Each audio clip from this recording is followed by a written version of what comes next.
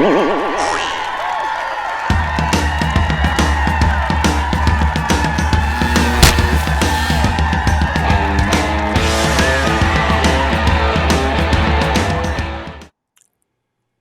everybody. Welcome to another Comic Source Comic Boom collaboration. This is your DC Comics for the week of May 16th, 2023. Big week.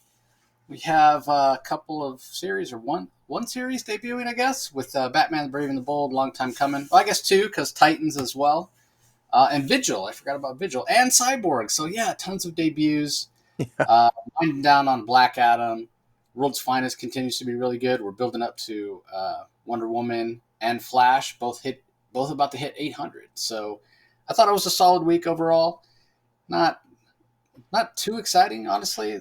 Some of the books were, they weren't bad quality, but they didn't blow me away. They weren't really anything that I wasn't expecting, I guess you'd say. So I don't know. How'd you feel about it, Rocky?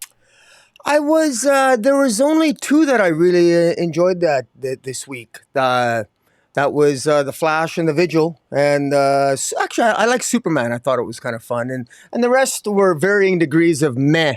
And there was one big disappointment. So, but I'm curious to hear your thoughts on some of them. So yeah, let's get to it. Yeah, kicking it off with Batman, Superman, World's Finest, number 15. I can't believe this book's up to number 15 already. Written by Mark Waid. Dan Moore is the artist. Tamara Bonvillain on colors. Steve Wands on letters. It's Elementary, Chapter 3. Ultramorpho, who we met last issue.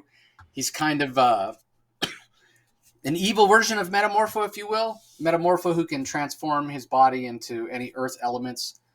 Ultramorpho can transform into any elements, even alien elements, including kryptonite, which is how he kind of put Superman on the back foot last issue. So we get a lot of villains. We find out the big bad who's sort of behind everything here, getting a lot of new versions of villains.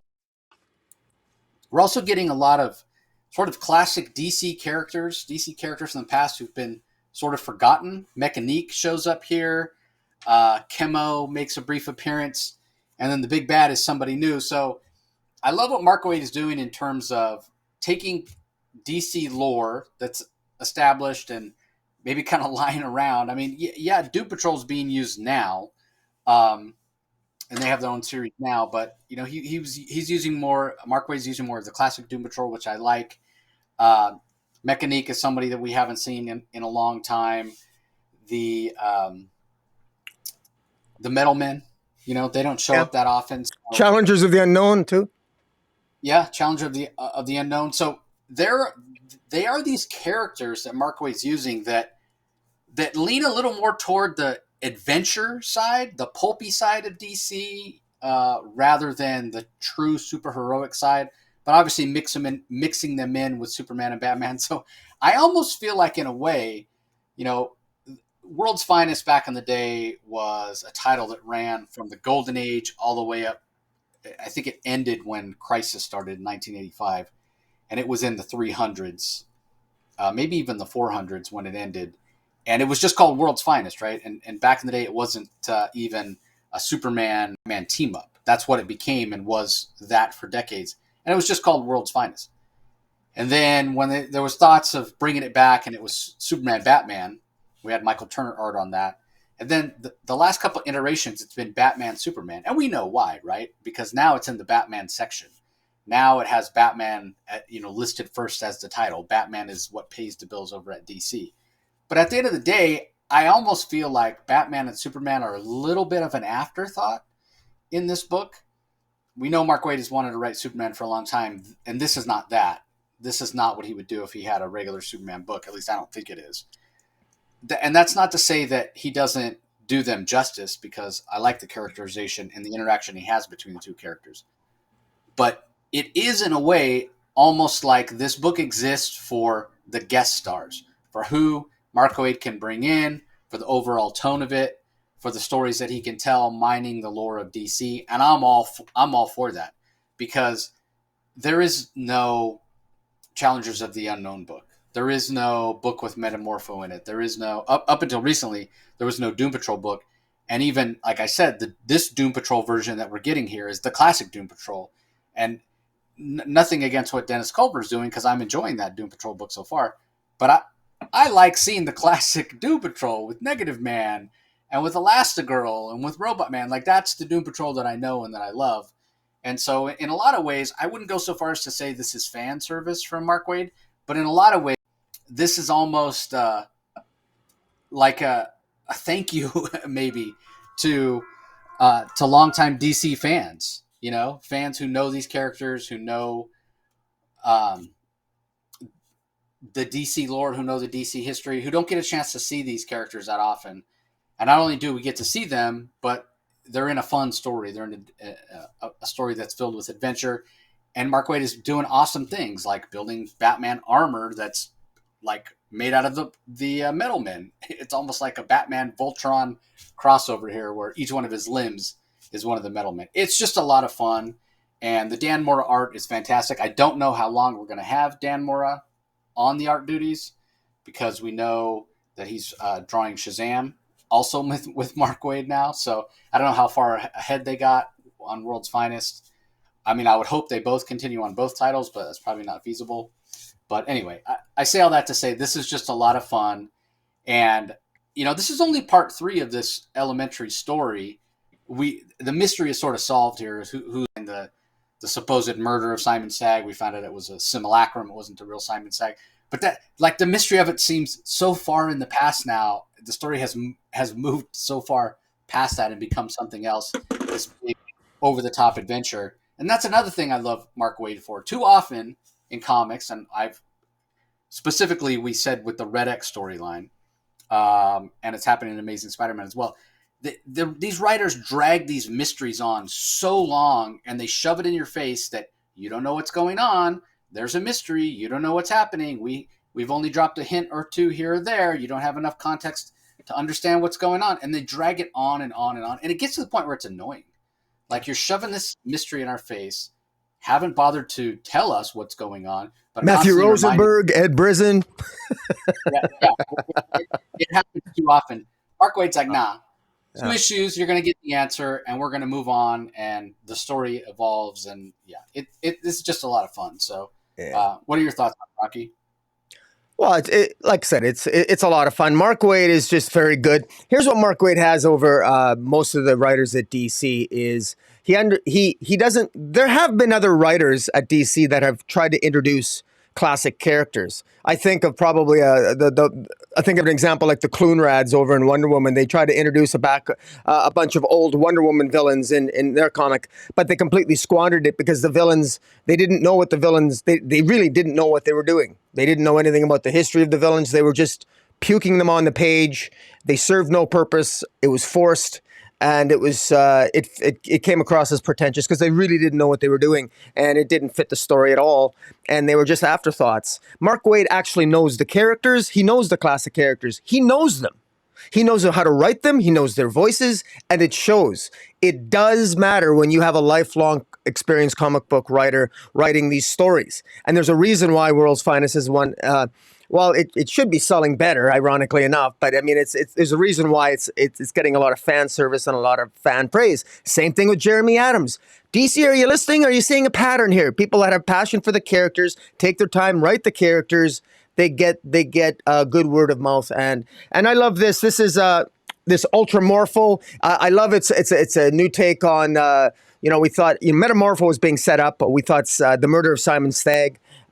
This new Mazo character has this other sort of simulacrum Ultramorpho that he's controlling to set up to use a clone version of Simon Stagg, setting up Batman, setting up Metamorpho, and basically all the robots, anything robotic on the planet is being controlled by new Mazo, basically a Mazo 2.0, and that allows Mark Waid to bring in the Red Tornado and Chemo and Ultravic and Mechanique and show adventures of Challengers of the Unknown, to bring in and to really have fun with the DC universe, because the DC universe is a fun place. It's got cool characters, fun characters. I mean, even a lot of people forget that Challengers of the Unknown known were the original Fantastic Four, but they've been forgotten about. There's a lot of fun in the DC universe. Mark Waid understands that.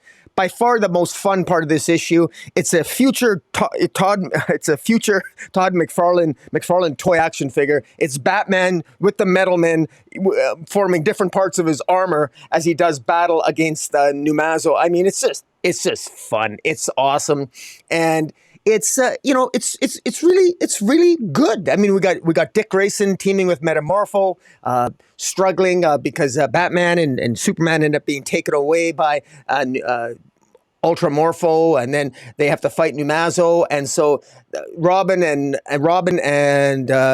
Metamorpho have to figure out a way to work together. And meanwhile, all the heroes of the planet are busy fighting these insane robots that have gone insane all over the planet. And so Robin can't get the Teen Titans to help him, and so he's basically left to his own devices. And so ultimately, our Batman and Superman, who've got inhibitor collars wrapped around them, and they discover that this Numazo has Professor Ivo, Magnus, Doctor Cyber, Toyman, and even the Bug-Eyed Bandit. All these individuals who are masters of robotics are basically teamed up. I mean, and this is as you said, this is only the third issue. And we're getting all of this substance in this fun comic book. This is the way you do it, and this is why Mark Waid's on his A game right now. This is a real fun comic. Again, we're not the only ones who've said this. If you're not reading World's Finest in DC, you're crazy. So yeah, high praise to World's Finest this week. Yeah, and here's the other thing about it. Mark Waid coming up with this, a Mazo being a classic DC villain, this new Mazo, a Mazo, if you will. This is a good idea. This is an interesting idea. This is, as much as I'm praising Mark Waid for going back and mining DC lore, it's not like he's not creating new characters as well, and characters and concepts that are sort of a natural progression of what's there already. Why haven't we gotten an Mazo 2.0? Well, now we have new Mazo. So let's see what he has in store for Batman, Superman. It's not anything good, I'll tell you that. Yeah, definitely. All right, up next we have the penultimate issue of Black Adam, issue 11 of 12. This is from writer Christopher Priest. The art in the book is by Eddie Barrows. Eber Ferreira handles the inks. Matt Herms on colors. Willie Schubert on letters. The framing technique, Black Adam, Teth Adam is in a confessional talking to an old friend. He's like, even though I'm not Catholic. And it's used as sort of a framing device to kind of explain what's going on with these Akkadian gods. It works well to kind of set up the final issue, if you will. But I have to say that if you haven't been following along with what's been going on, that Christopher Reese is not spoon feeding it to us, right?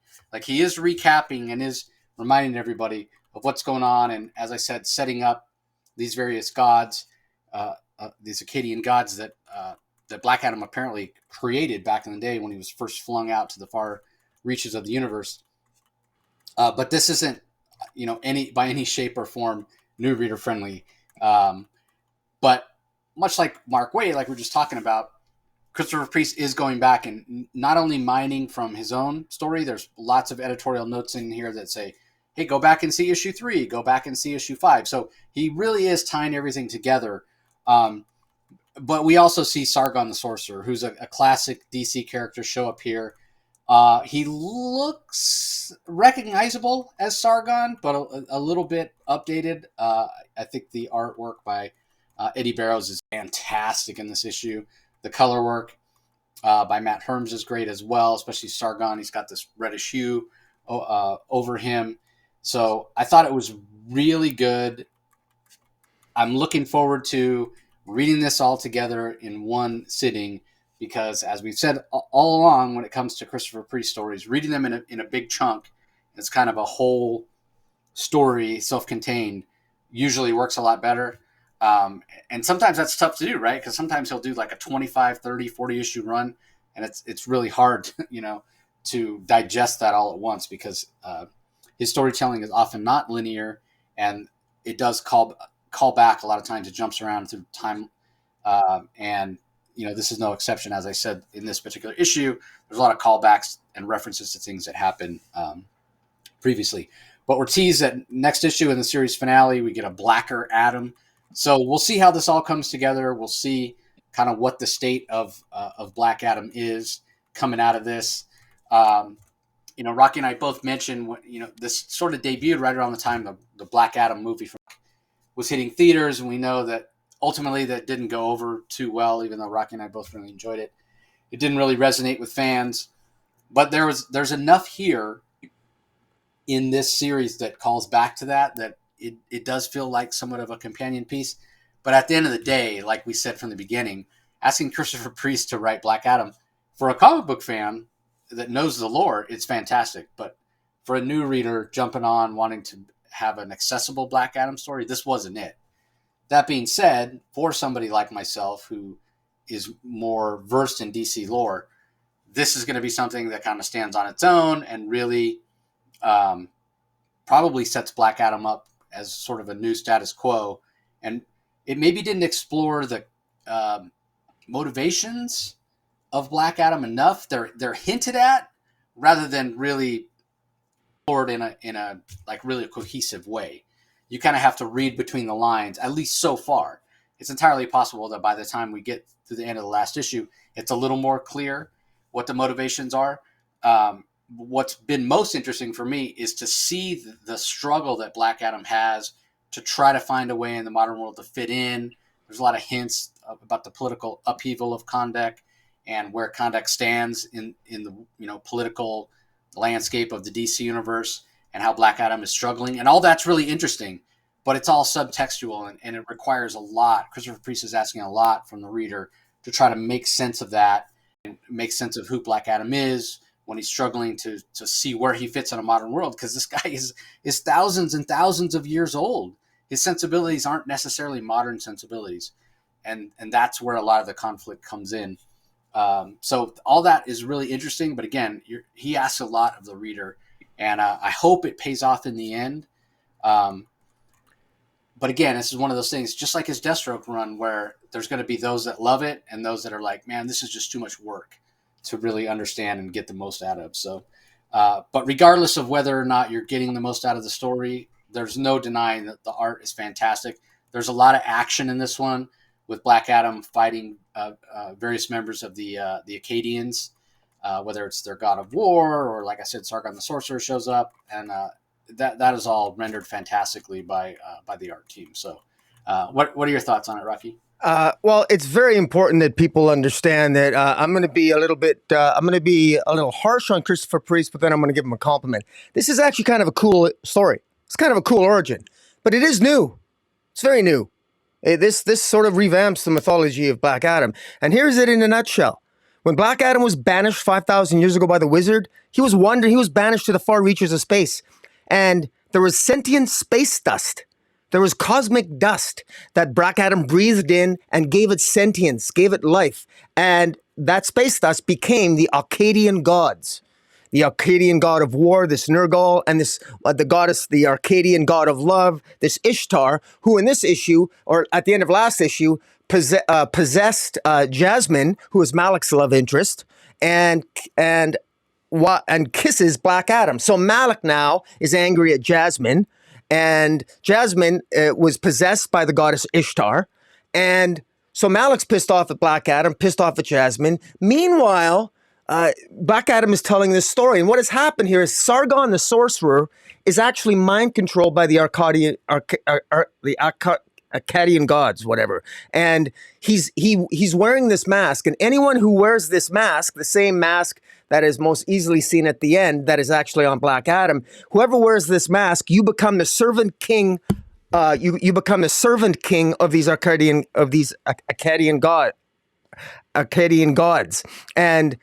and that's why the goddess Ishtar, who loves Black Adam, she wants Black Adam's love. She wants to control him. These Akkadian gods, they want Black Adam to wear this mask, because wearing this mask will basically, you're in control.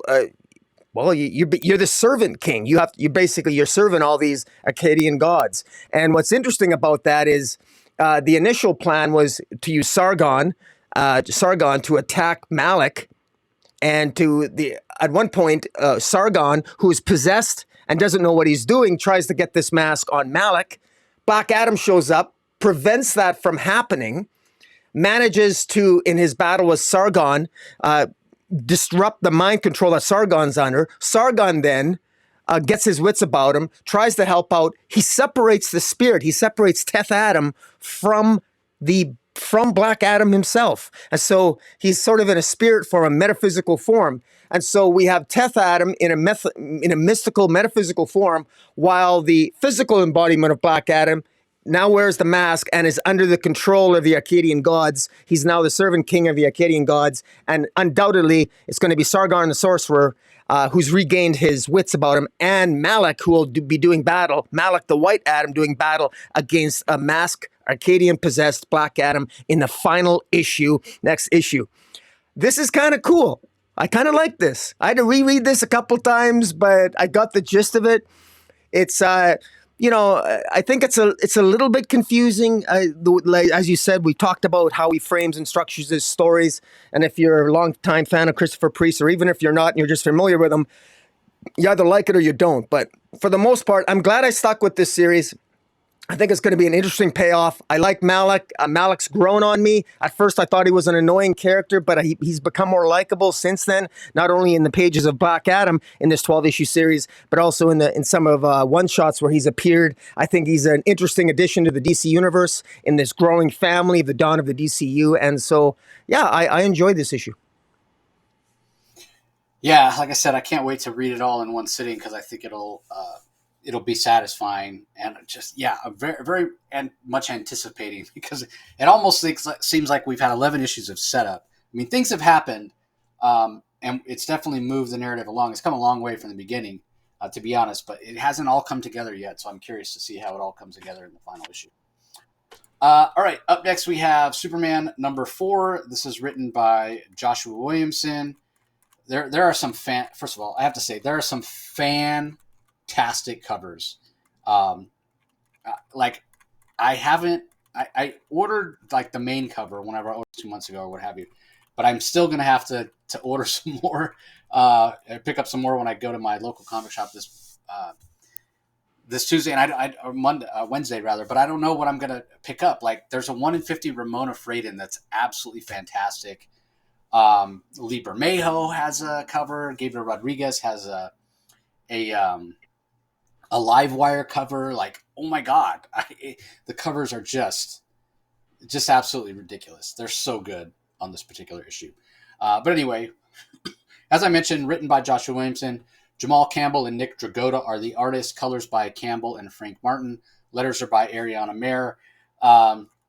It's interesting what Joshua Williamson is doing, right? Because the first arc of this, if you will, almost only 3 issues when we talk about Parasite.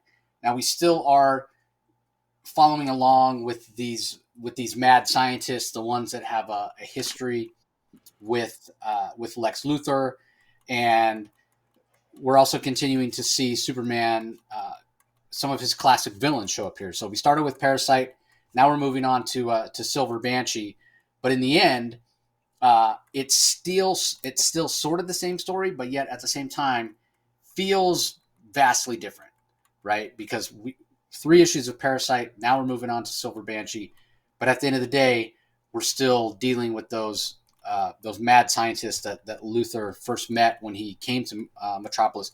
And there's a flashback scene with Luthor back even when he still had hair, and he's wearing almost a Batman-like getup with a utility belt. It's green and purple, of course, the Luthor colors. And he's like this sort of science adventure, if you will, even with the battle cry. He's a superhero. Yeah, and Superman's like, you're lying.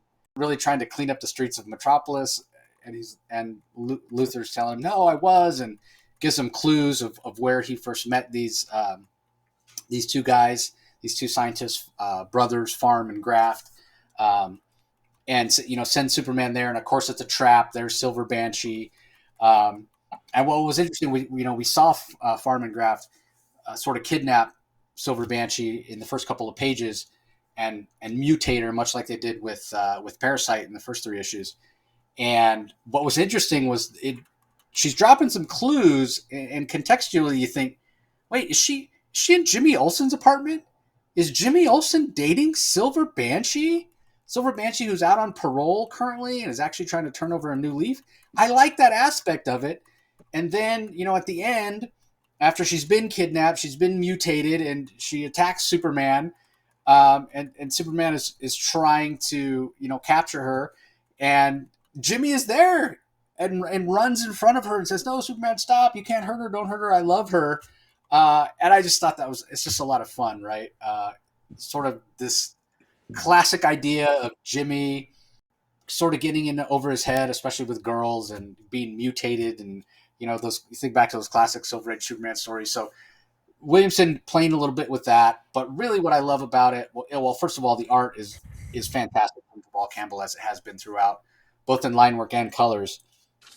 But also this idea of, yes, going back to these classic Superman villains, right? Superman, being that he's the first real superhero, been around the longest, you would think he would have a better rogues gallery. Like when people think of like the best groups of villains, everybody always says, "Oh, Batman, he's got the best groups of villains." When you talk about like being iconic and identifiable with Joker or Penguin or Two-Face or Killer Croc. I mean, go Poison Ivy, you can go on and on and on and on, right?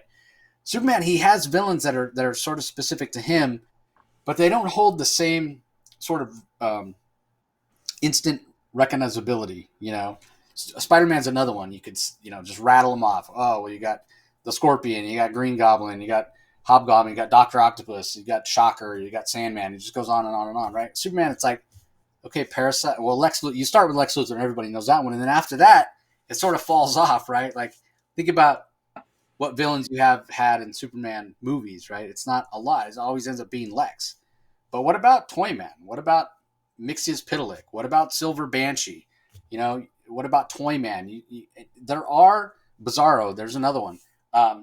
There are classic Superman villains, and I feel like they don't show up enough. People want to constantly create new ones for some reason instead of going back to some of these classic villains and making them more recognizable, making them more formidable, making us real. Yeah, Superman does have a good rogues gallery in and of itself. So I like that Williamson seems to be leaning into that, and I hope this continues. I hope we see some of those other villains that I named. I don't know that we could do Mxyzptlk. He might be kind of tough for Farman Graff to get a hold of and to dial up his power. I mean, I don't know how you dial up the powers on a fifth dimensional imp. They're sort of omnipotent already. But certainly Toyman is one that could show up. We did see Kenny Braverman show up. I think Conduit. I think he's one that could show up again. He was in Philip Kennedy Johnson's run. For that matter, Doomsday, again, it might be kind of tough to amp him up.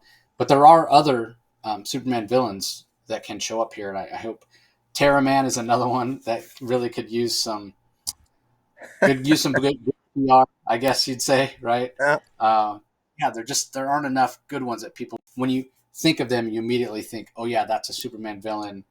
They're dangerous. Here's things they've done. You just don't think about them, Superman villains, in the same way you do Batman villains, And Superman is, I don't know, maybe it's a product of Superman being so powerful that nobody ever really seems like a real threat to him.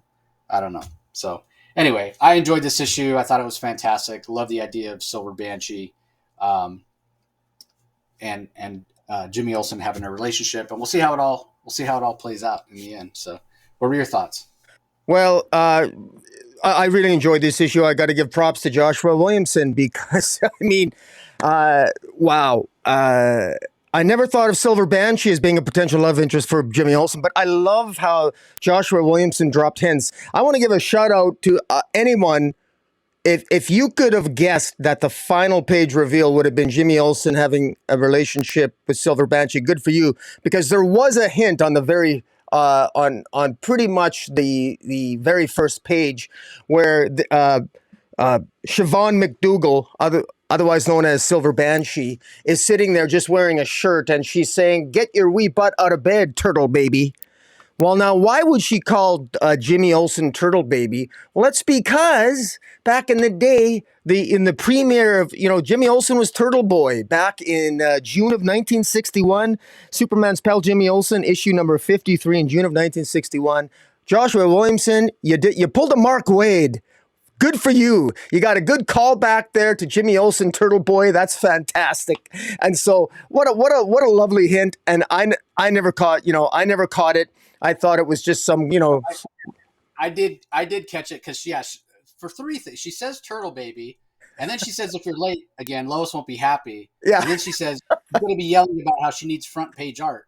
yeah, So with those three things, turtle, and I yeah, knew Jimmy Olsen and Turtle Boy.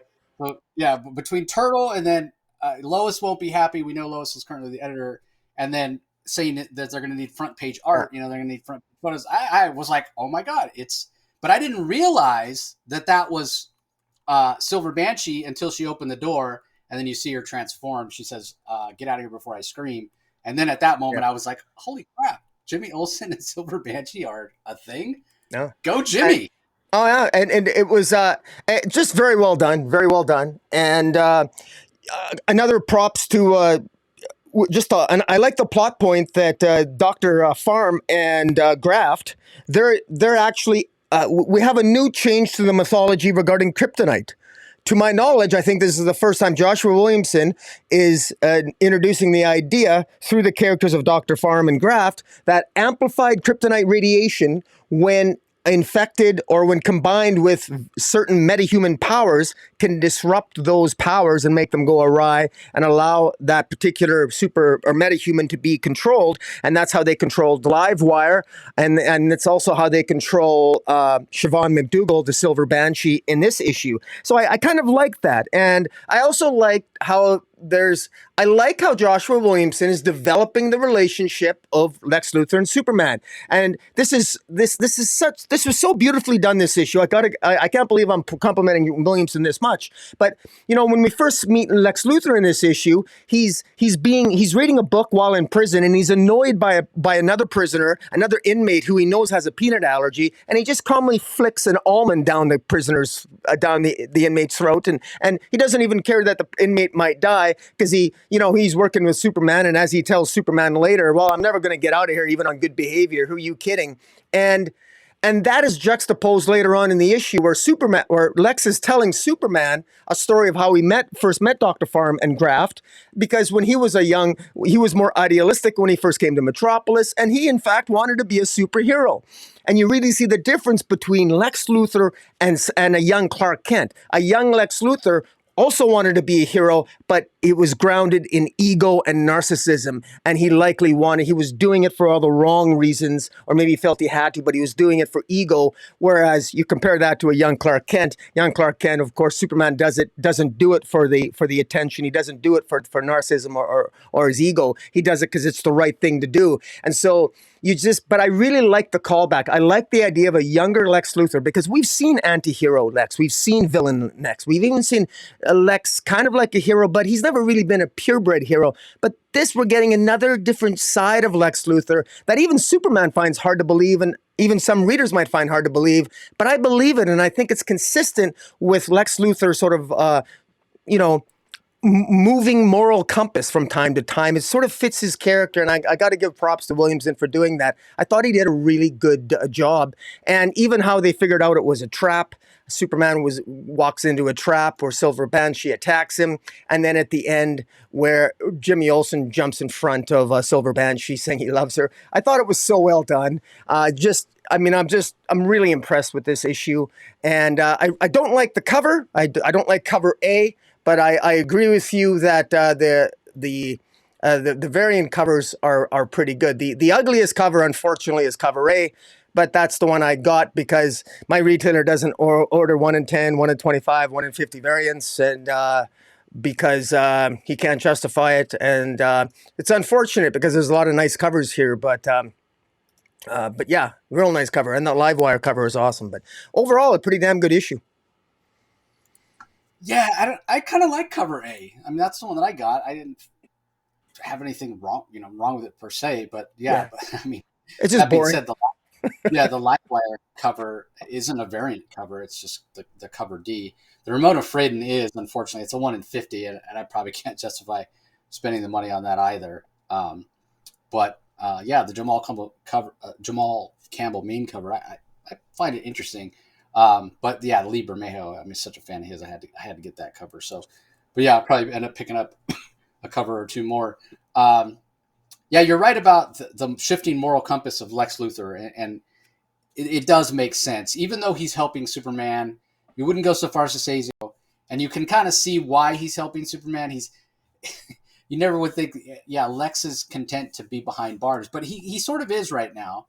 He sort of is content because he feels safer there. He doesn't feel as threatened by Farm and Graft being, behind the scenes, and he's sort of rehabilitating himself, right? As he's, showing himself, hey, I'm staying behind bars. I'm serving my time. I'm not trying to escape, and I'm helping Superman. He's not doing it out of the goodness of his heart. He knows it's having changed the name of LexCorp to SuperCorp is only going to help him in the long run. At least that's what he thinks, right? So you can see that even though he's sort of helping, he's doing it for his own selfish reasons. So, like you said, Rocky, it's understandable. It makes sense, the characterization that we're getting from Williamson of Lex. So, all right, up next we have The Vigil #1. This is written by Ram V. We have art, and man, I hope I'm pronouncing this name correctly. Let me get to the credits page. Actually, we don't have a credits page, so let me pull the name from the front cover. Yeah, I hope I'm saying it right. It's Lalit Kumar Sharma on the art, and then Rain Barreto does the colors. And once again, we have some fantastic covers. I'm struggling. I don't know which cover. I ordered the main cover when I ordered it, way back when, 2 months ago, before we knew all the variant covers. So now I'm going to have to decide, am I going to get one more, two more, three more? I don't know. I guess we'll have to see. But yeah, this is the debut of the Vigil in their own book. We saw them show up in the pages of Detective Comics, and they made their debut in one of the Lazarus Planet one-shots. Can't remember which one it was, but it's referenced in this book by editorial note. I'm sure I'll come across it. But what are your thoughts on this issue? I really like it. I was relieved when I read it because I thought the introduction of the Vigil in the pages of Detective Comics was a serious misstep, and I thought it was just a very bad, dumb thing to do, because Ram V's Detective Comics series, he's not. I don't particularly like it all that much. It's too convoluted. It's dragged out. I don't think it flows very well. I'm happy to report, at least for me, this issue of this opening issue of the Vigil, I'm actually interested in these characters. I actually like the premise. I thought the action here was really good. The whole idea of the Vigil is really, I'm going to give it to you in a nutshell. This mysterious benefactor by the name of Mr. Lightless, he's the secret employer who recruits and trains members of the Vigil. It consists of a Dr. Sakaran who recruits this Nia Saha into the Vigil, and it consists of various people with various metahuman abilities whose goal is to essentially steal technology, steal devices before these devices fall into criminal hands. So there's a lot of if you're wondering what happens to all this crazy tech that LexCorp creates, and what happens to it when it's no longer being used. Well, the Vigil is essentially an organization consisting of all these characters that we're going to talk about that basically obtains this tech. They go and they steal this tech under the guise of, serendipitously, they steal this tech and then they destroy it for the safety of the world. Now, that's it in a nutshell here. But now, of course, you can imagine what makes it more interesting is the fact that they always need to do something, and in this case, this is off the coast of Thailand, where there's a lot of pirates, and under the guise of rescuing people from pirate terrorists on a cargo ship, they end up saving the lives of the people on the ship. But that's actually a convenient consequence. They're actually there to steal LexCorp tech and to destroy it on this ship. And that's exactly what they do. And at the beginning, when we meet this Dr. Sankaran, he basically is talking to I think an Indian government official, and they're really upset because they wanted Dr. Sankaran to help him, or Sankaran. I apologize if I'm saying it wrong, Dr. Sankaran. If they're using him to try to create their own metahumans because everyone else on the planet has them. America has them. Russia. Why can't we have some? But it's supposedly a failed experiment, and they don't have them. But in fact, it's not failed. And this Nia Saha character is recruited by the Vigil, and she's introduced to her teammates, and her teammates are quite interesting. One is an individual by the name of Saha, whose skin is not attached to his body, and so he can mold his face with the help of a particular masking device. He can make his face look like anybody that he puts this mask to. There's a character called Dodge that can twist really fast all the muscle fibers in her body, and she has got super fast reflexes. And then there's another character called Castle, who's sort of like the computer tech guy. He controls operations. He's sort of like the Oracle guy, like Barbara Gordon. That's my interpretation of it. There's this Major Khan character.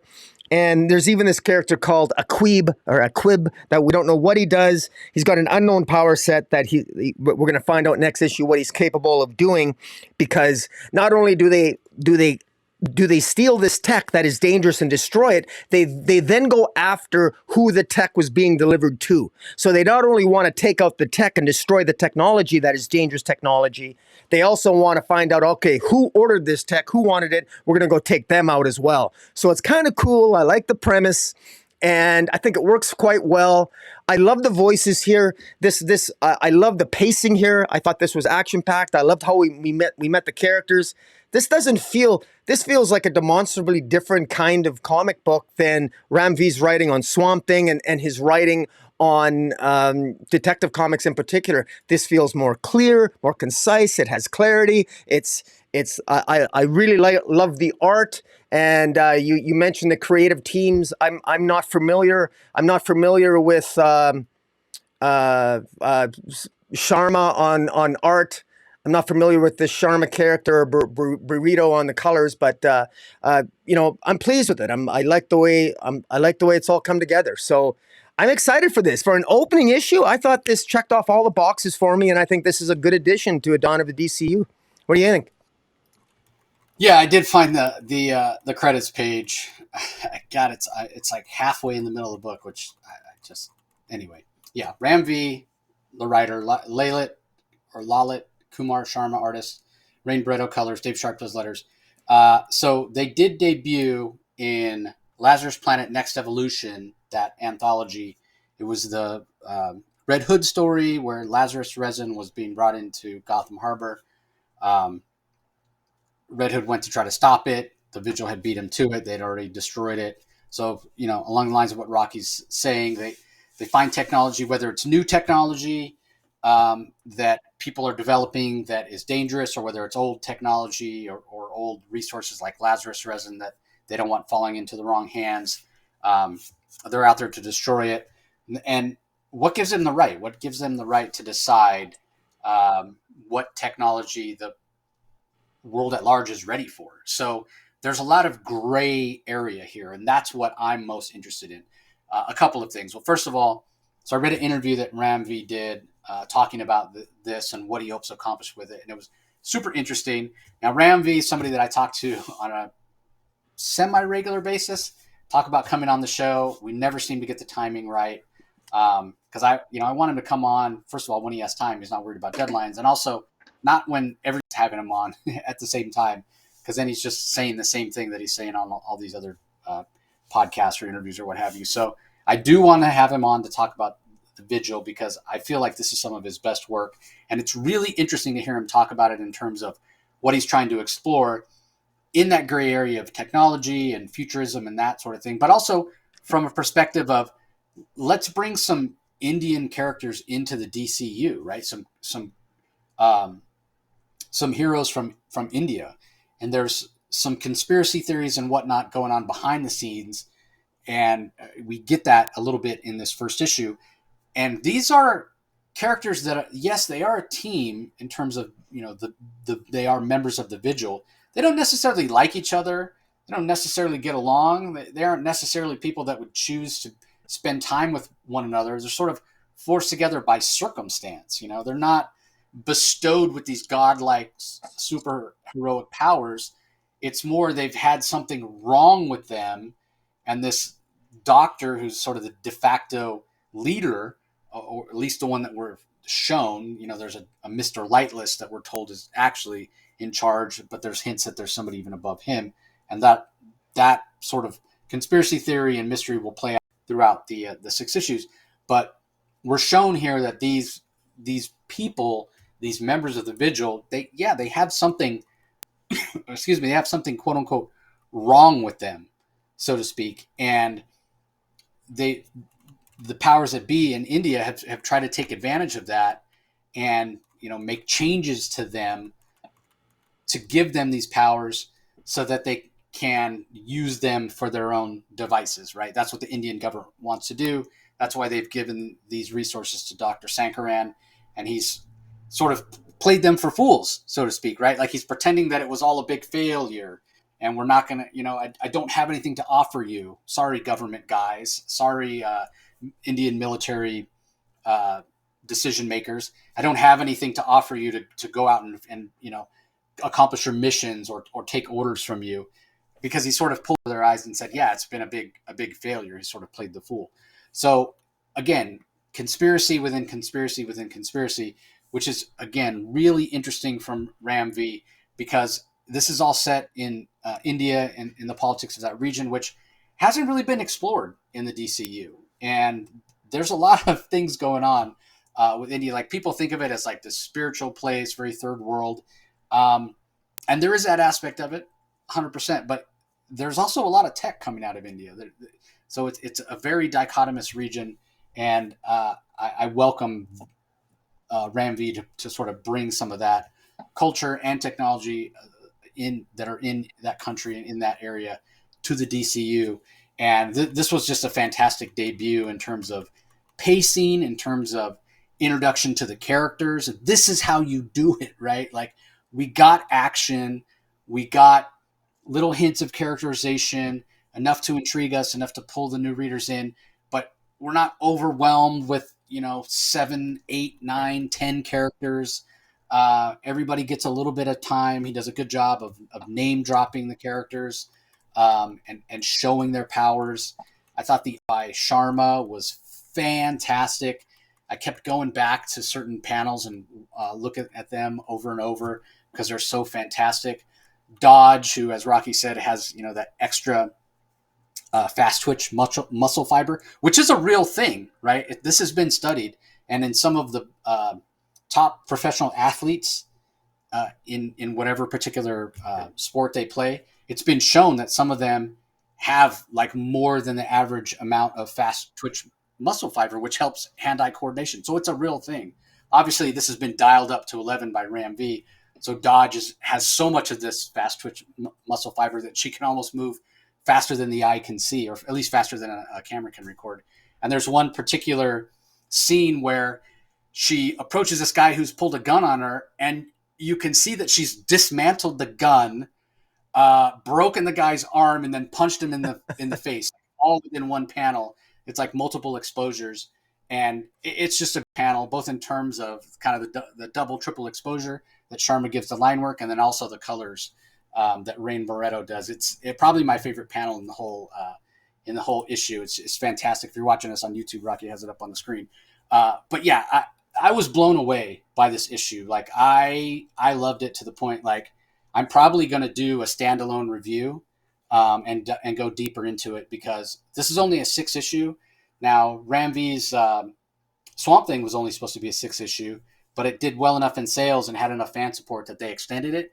I'm really, really, really hoping that we can drum up fan support for the Vigil and get the same thing. And Ram V has said as much in some interviews as well, that he really hopes that this can go longer. He's got 3 or 4 story arcs in mind. And I also read where he said that what we see in terms of the world building and what we see in terms of the overall structure of the Vigil in this first issue is about 20% of the world building that he's done. So he's got a lot of ideas, That's and awesome. there's a lot of depth to this story. And I mean, for being a first issue, now again, they debuted in that Lazarus Planet anthology, and then they showed up for a few panels in Detective Comics.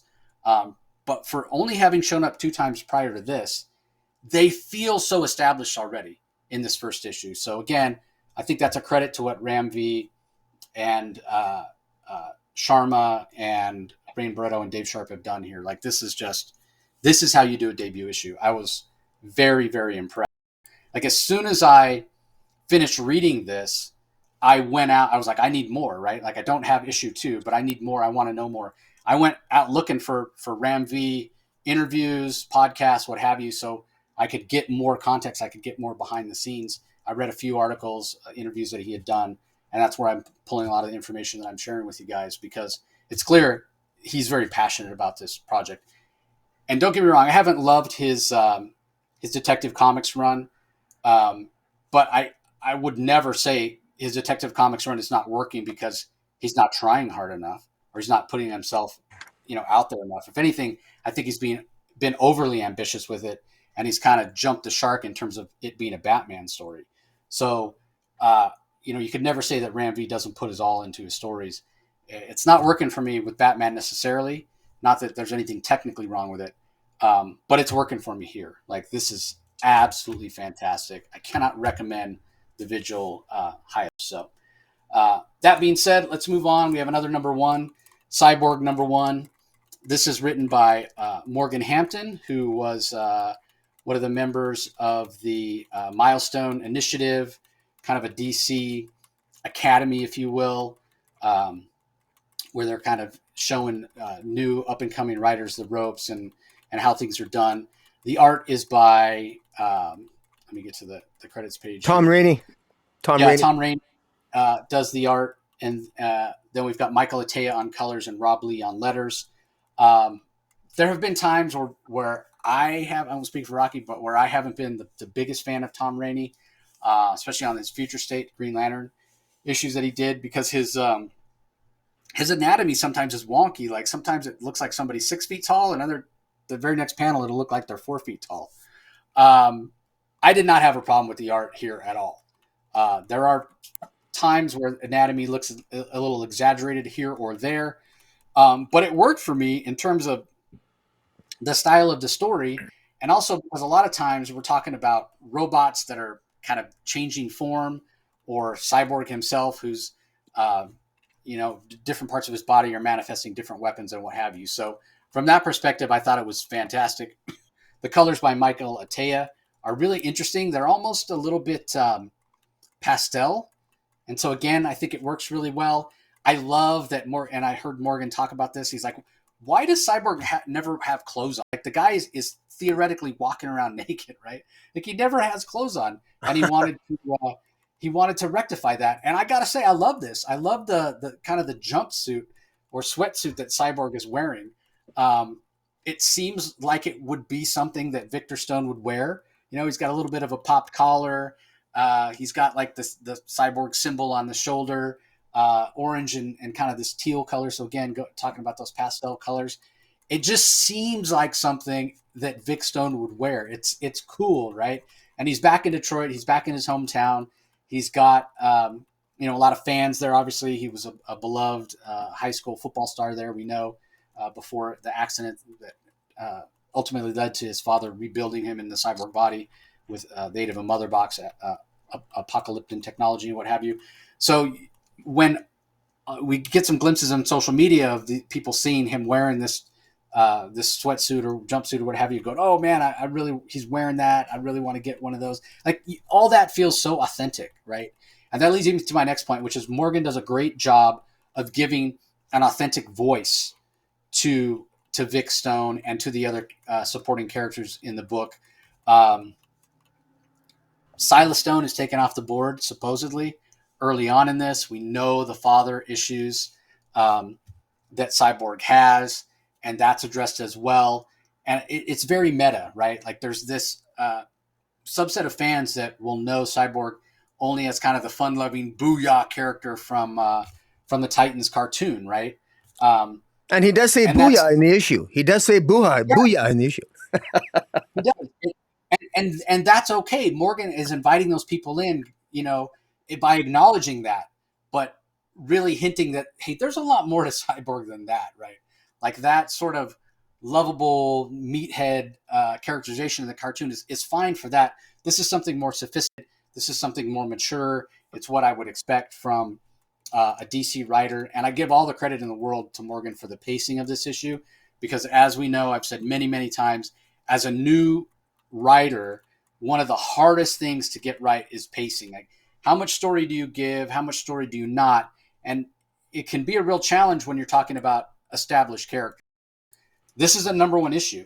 There may be people that come on that have never read a Cyborg comic before. Maybe they know him from the cartoon. Maybe they don't.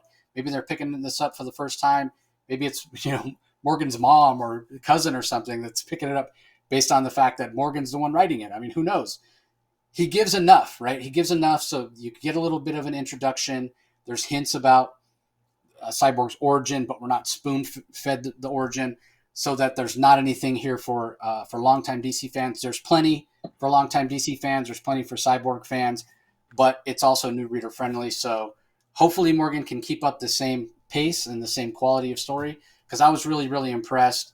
And this is some of the best Tom Rainey artwork I've seen. So a real fantastic job by this creative team. I thought it was a really good issue. I mean, we've had, I want to say, 3 number one issues of Cyborg in the last maybe 5 or 6 years. And this is the best one. I think this is the one that kind of suits the character best and is really talking about, and maybe it's because it's set in Detroit, right, which is his hometown, and it's sort of grounding him and humanizing him. But it's really kind of playing with this idea that he's got a foot in 2 worlds. The Titans even show up for Silas's funeral.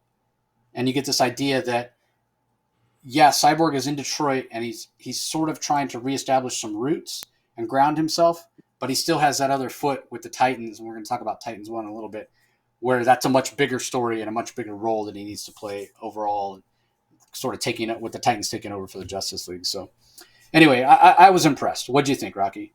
Well, one of the things that I was actually worried about is because I've never been a huge Cyborg fan myself. And I've read all the other Cyborg series. And because I love DC and I want to love all the characters. Cyborg's never really, he's never been able to capture, no writer's been able to capture the essence of Cyborg that I remember fondly back in in the classic Marv Wolfman, George Perez Teen Titans days. And one of the things that I'm actually impressed with what Morgan Hampton has been able to do here that I didn't think he'd be able to pull off. Because I thought to myself, straight up, I thought, oh my God, this is Victor Stone once again having daddy issues. Oh, here we go. We haven't heard this before, have we? But oddly enough, I actually think that Morgan Hampton is approaching that in a new and refreshing way. And he does so in a very clever manner. And he does that through an introduction of a corporation that Silas Stone works for Solus Corporation. And their corporate motto is delegate your decisions. And this another character called Marcus Wilcox, which might end up being the villain, he works with Silas Stone. And Silas Stone, through this story, as a story, introductory story, which is very accessible to new readers, Silas Stone dies in this issue, or at least we think he dies.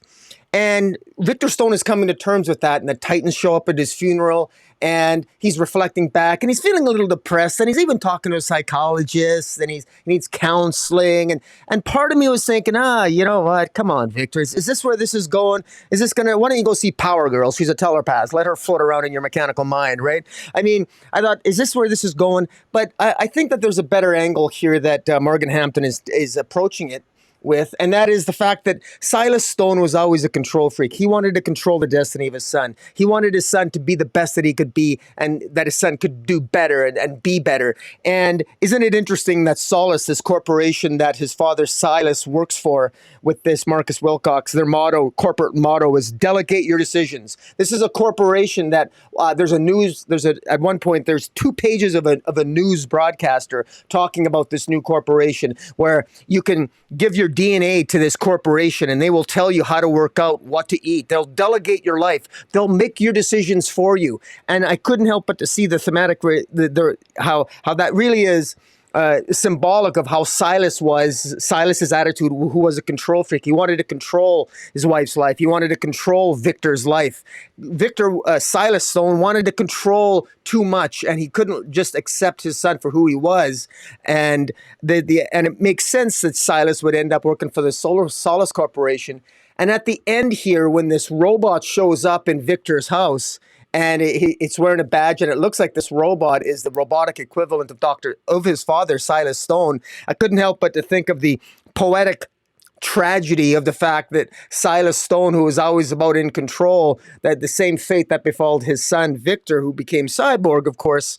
Now Silas is also the victim of his own machinations and need for control. But it looks like he's a robot himself now, or at least that appears that way. So it introduces an interesting psychological element to it, and it's approached in a unique way that I didn't expect Morgan Hampton to do that. And I'm actually find myself looking at those same sort of psychological issues that Victor's dealt with before in my mind, but it's a kind of a refreshing and new take on it through the mind of his father, and through a very good new reader-friendly opening issue. So kudos to Morgan Hampton and Tom Rainey's art. I thought it was a little wonky in parts, but it works for me. I like it. Tom Rainey, while he can be a little bit off with some of his proportions from time to time, he is really good at, I find that generally he's good at backgrounds, and he's good at, I always, I'm never taken out of the story. I always know what's going on. So overall, I was pleased with this opening issue. Yeah, I agree 100%. Okay, up next, Batman Brave and the Bold, #1, highly anticipated new anthology series, kind of taking over for the Batman, was it Urban Legends? Was that what the Yes. Previous anthology? So we have 4 stories here. Batman, The Winning Card, Part 1. This is a Joker story. Tom King on writing, Mitch Gerards on art and colors, Clayton Cowles on the letters. There's a Stormwatch story, Down with the Kings, Part 1, written by Ed Brisson. Jeff Spoke does the art and colors. Seda Timofanti on letters. There's a Superman story, Order of the Black Lamp, written by Christopher Cantwell, Javier Rodriguez on art and colors, Simon Bolin on letters. And then Heroes of Tomorrow, which has story and art by Dan Mora. It's a black and white story, and then Tom Napolitano does the letters. So let's start with the Joker story. I don't have a heck of a lot to say here. It wasn't anything that was too surprising. It is set during the first year of Batman, so Batman Year 1. It felt like a Tom King story. It looked like a Mitch Gerards art. So high quality, technically well done. But at the end of the day, it's a Joker story, and we didn't get anything new. And there's some mystery involved with, the Joker sending these clues. He manages to murder somebody who's sitting in a room full of police and steal a diamond right out from under their noses. How exactly he does that while he's actually out, I won't say threatening, but spending time with a little girl, and eventually murders her father. That all remains to be seen. But I'm sure it'll come together in the end because it's Tom King and Mitch Gerards. But it's really hard for me to get excited about a Joker story, even one done by creators as talented as this. So nothing surprising here. It was okay. Not really much else to say other than that. What'd you think? Well, for the Joker story, I have to say that I think it's very well told. I think it's very well told. It did pull me in.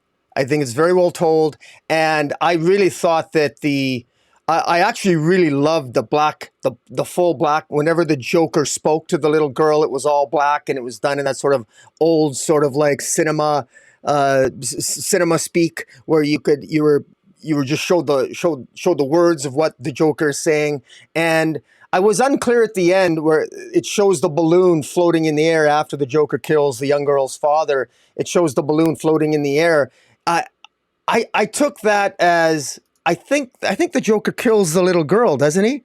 That's why she lets go of the balloon, or does she let go of the balloon because she sees her father dead, or does she let go of the balloon because the Joker stabs her? I don't know because I know that there's I think that I think that there's going to be a lot of people complaining that Tom King just killed a young child through the Yeah, Joker, but I don't I know. don't think that I don't think the Joker killed the little girl. I think, yeah, she realizes that her father's dead and no longer cares about the balloon, even though the balloon is super important to her, before then.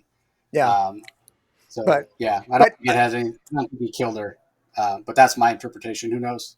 yeah, but it's interesting. I'm actually curious to know. I'm curious to know what Tom King's version of the first meeting between the Joker and Batman is. How is he going to address the Acme Chem? Okay, this was after Acme Chemicals, so this is what is Tom King's version of this story? I'm actually kind of curious. Now, I've never been a fan of how he writes Batman. I wasn't a fan of his Batman run. I wasn't a fan of his Batman Catwoman. But I really liked his Batman Riddler story with whatever there's One Bad Day Riddler. I thought that was pretty good. So we'll see. I mean, I'm not saying this is going to be bad, but I can't help but I have Joker fatigue. I'm always having Joker fatigue. And but I will say this: I enjoyed reading this more than the 9 ad nauseum issues of the Joker, the man who can't seem to stop laughing in the comic book that never seems to want to end. But in any event, I want to do a quick rant on this a little bit. I just want to do a quick rant. I don't like the trade dress on this, even though it might look kind of cool. I don't know why they don't use the classic trade dress. I think this is a bastardization of the concept of Brave and the Bold. Brave and the Bold is supposed to be Batman teamed up with various heroes or villains of the DC universe. I don't know why they're changing that. This was nothing. This is nothing about Batman urban legends that it wasn't selling, so you're trying to rip off and, in my view, stain a name like Batman Brave and the Bold. You've got Mark Waid out there doing World's Finest, doing Shazam, doing all these great stories that's showing you how to do it right, to use classic characters, write classic stories, Silver Age stories with modern day sensibilities, and we're getting this type of crap. This shouldn't be called Batman Brave and the Bold at all. This is a complete. This is just plain wrong in terms of the trade dress. It's wrong in terms of the style of the story. It's so that's me ranting and me being an old school, negative Nelly, but I found it frustrating, and I'm not interested in this just trussed up Batman Urban Legends. I'm not actually buying this. This isn't on my pull list, which is rare, but I'm not getting this. If the Joker story ends up being good, they're going to collect that in a trade anyway. I'll wait for that, but I'm not. I can't put my money to something like this. This was a failed experiment, and we get enough Batman, but. And I just skim read the other the other stories, so I don't have much to say about them. Oh man, you missed out. Stormwatch is fantastic. Loved the setup by Ed Brisson. I mean, we were. I won't say we were harsh on Ed. I think it was justified criticism when we were talking about his Batman Incorporated. How many characters and how they weren't necessarily introduced in a new reader friendly way. With Stormwatch down with the Kings, you always say, "Hey, here's a great chance. Give us a who's who like." Um, Yeah. Setup. Well, we have Director Bones welcoming a new member to Stormwatch, saying, welcome to Stormwatch, and we're getting these little blurbs. Oh, Director Bones, aka, and we don't know his name, but here's his powers. Here's what he can do, and the new character that he is actually joining Stormwatch is none other than Phenom One that we saw in the pages of Batman Incorporated most recently. So he walks him through the satellite, or I said Phenom One, it's Phantom One. Yeah. We get a blurb about Phantom One. He says, "Oh, here's Ravager. Okay, here's a little blurb. Here's Ravager's powers. Here's Shadow. Here's Peacekeeper One. Sean Mears Flint." And so it's fantastic. It's gorgeous art. The art is really great, and it reminded me what a inspired choice. I can't remember off the top of my head who decided to take Bones and turn him into this almost Amanda Waller like character, as opposed to when he first showed up in the pages of Infinity Incorporated, he was an out and out villain with the black and red and yellow costume, and he had kind of a bubble over his head. He sort of looked like the Scooby Doo villain from back in the day. But Jeff Spokes does the art and the colors, which I'm sure is why the line work and the color work so well together. And if you're a fan of Stormwatch, you get that sensibility. Bones comes right out and says, as he's explaining to Phantom One, this is our mission. This is what we do. We're not afraid to break some eggs to get things done. And the first mission that they go on is against the Singularity, which if you recall, I think it was during Williamson's run. There was this group, Black Hole, that were using trying to harness the energy of the Speed Force to do bad things, right? And then within Black Hole, there was kind of an elite group called the Singularity, and they were led by Dr. William Husk. And so they're about to go break Husk out of Iron Heights Penitentiary, and so Stormwatch goes in, and they're not shy about taking out members of the Singularity on a permanent basis, right? So it's exactly what you would think from Stormwatch. A lot of action, gorgeous art, and it's kind of this take no prisoners attitude, which is fun to see every once in a while. It doesn't always work, but it works here.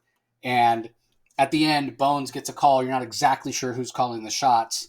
Maybe it's Amanda Waller. Maybe it's somebody higher up. Maybe it's somebody we don't know. But he says, hey, Operation Speed Kills was a success. And the voice on the other end aligns like, success? Iron Heights almost blown up. Flint nearly killed Dr. Husk. You call this a success? And he's like, yeah, but she didn't kill him. And Iron Heights didn't blow up. So, and the voice on the other end is like, keep an eye on her. I think you guys kind of got lucky. You can be replaced too, Bones, if you can't make sure there are no more screw ups.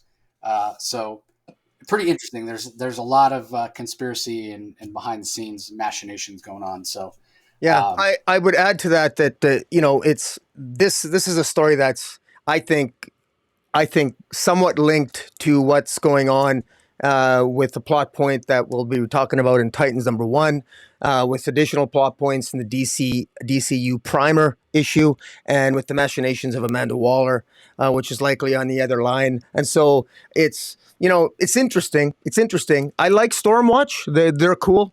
I just wish, man, I wish they'd have their own title because I mean, it's just unfortunate. But comics are expensive, man. I got to put a cap on some of this stuff. Yeah, 100%. Yeah. The last story by Christopher Cantwell, Superman story, feels very pulpy. I'm not sure on the art if it really works for me yet. I mean, it works for the aesthetic. I think that Christopher Priest is going with this idea of Superman receiving this mysterious note to go and save somebody, and it's comes with this secret decoder ring that says Order of the Black Lamp. So yeah, jury's still out on that one. I just don't know. I mean, it definitely feels like 1940s, right? Like the art is a little simpler, a lot of clean lines, and it works on that level. Just don't know if it's pulling me in yet.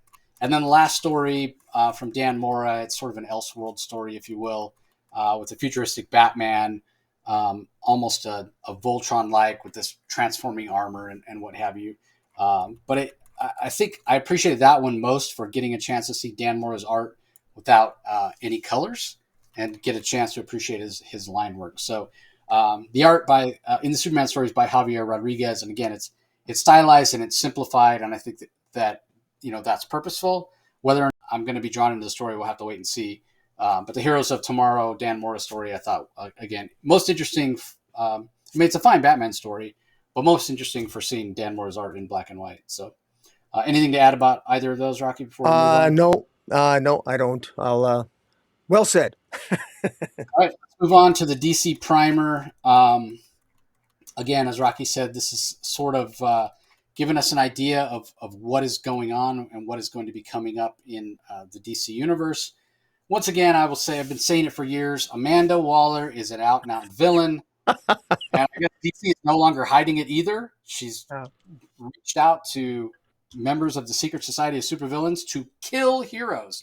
She's going to reward any villains who go out and kill heroes with a pardon.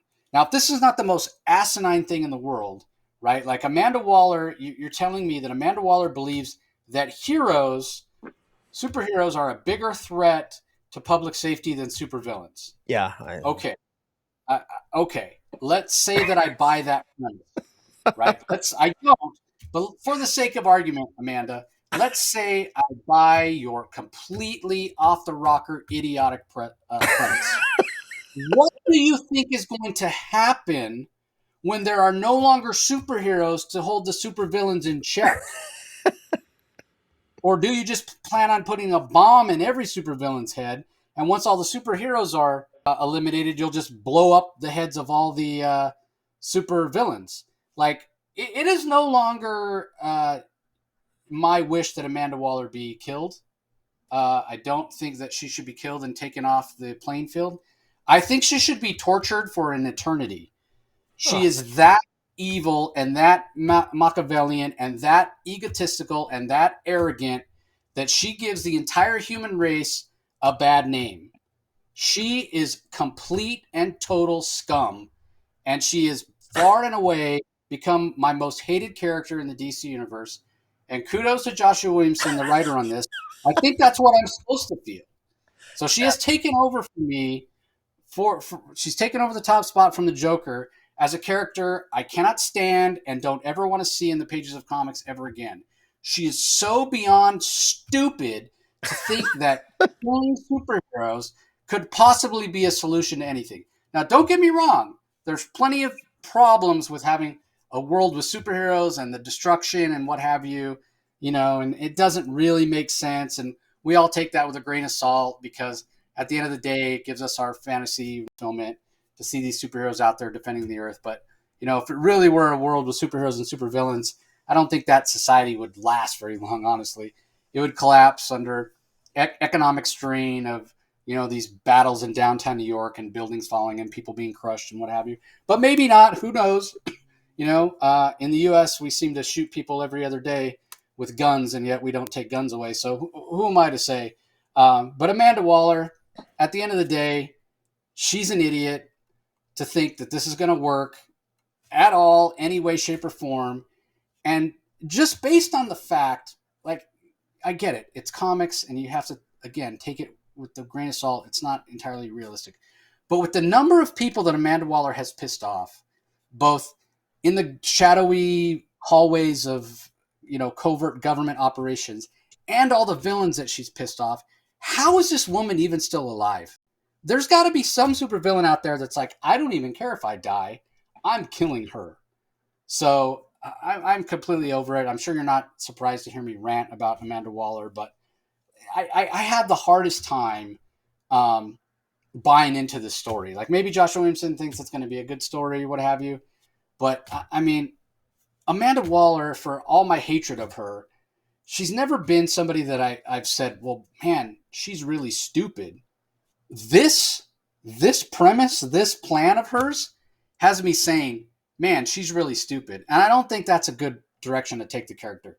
I think she's a character you're supposed to hate and you're supposed to despise because there's nothing she won't do for her reasons. And I can't even say there's nothing she won't do for, in the interest of the U.S. It's not even in the interest of the anymore. It's just about her exercising her power and doing what she wants to do. She's almost like surpassed Lex Luthor in terms of ego and power and just this idea that she knows better than anybody else. Like she's Doctor Doom dialed up to 11. I know better than everybody else. Make me the ruler. I'll make all the good decisions, right? But at least Doctor Doom, you can kind of understand. You would never say Doctor Doom is unintelligent. Amanda Waller, she thinks this is the plan and this is the way to go, is unintelligent and is really, really stupid. And again, I don't think that's a good direction for the character. So I'll leave it at that. I will say Leandro Fernandez is the artist. Can't even read. It's so wonky. Daniela Miwa does the colors. Troy Petrie on letters.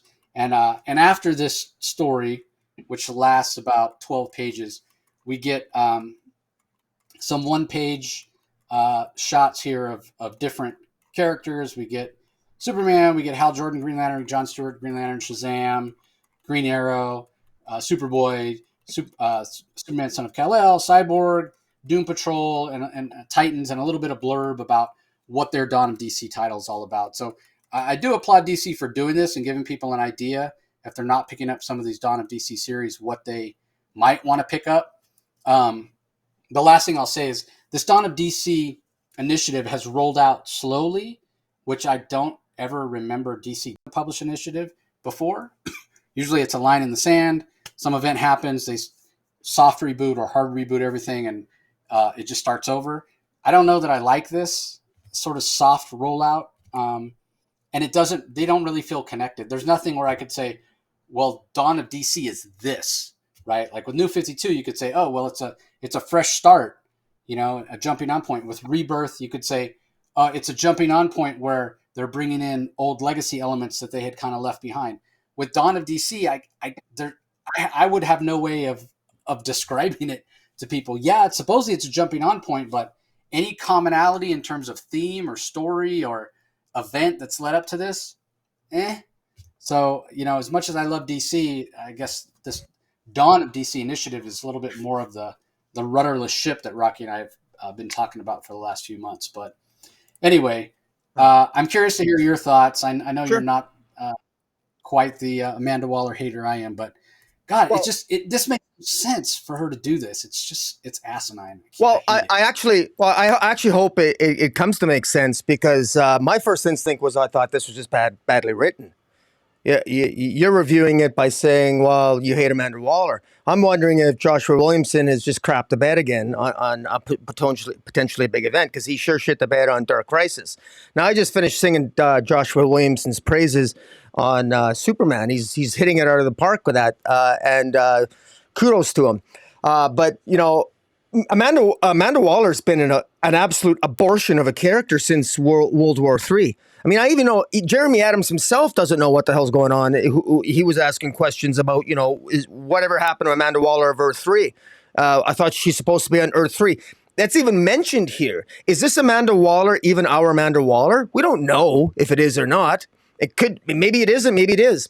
Also, is it a mistake? Does Joshua Williamson know that only the president can issue pardons? Amanda Waller has no authority to issue a pardon. Only the president can do that. I mean, like it's not like she's a governor or she's got, she's not an elected she's got zero authority to issue a pardon. So what is she telling? She tells all these supervillains, she says, total pardons to anyone who kills a superhero. And so, okay, now just imagine if that happened. Imagine if all these supervillains went out and let's say they wiped out all the villains. Is she actually going to issue pardons to every supervillain who wipes out all? So the Justice League's wiped out, killed by, let's say, the Legion of Doom. She's going to issue, Amanda Waller, an unelected official, is going to issue pardons to all these supervillains. Like, is the public, like, that doesn't even make sense. Like, doesn't even lack verisimilitude. I know it's a comic book, blah, blah, blah, but it's supposed to have some degree, I can suspend my disbelief to believe that a man can fly, but, verisimilitude does not go that far. So I think this is really absurd. Now, what's more interesting to me, her saying issuing total pardons for every hero, every villain that kills a superhero, I think that's absurd. Any supervillain that believes that is an idiot, and because Right? you can't trust Amanda Waller.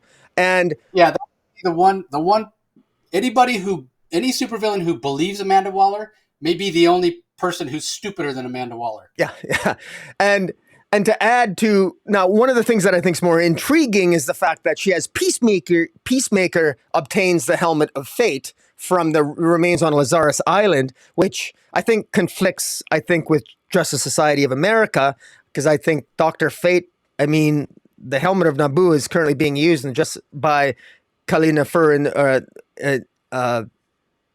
by Khalid in Justice Society of America. But so I'm not sure how you reconcile that with now suddenly Amanda Waller has the Helmet of Fate. And where is the other Amanda Waller? I thought Amanda Waller, you got to remember, Amanda Waller took over Earth 3 by working with the crime syndicate. She's the mastermind on Earth 3, and Ultraman is allowed to play and do whatever he wants. But Ultraman is now dead thanks to Tom Taylor, so he's irrelevant. So maybe, I don't know, what did Amanda Waller get bored on Earth 3 and decide to come to this Earth and do something?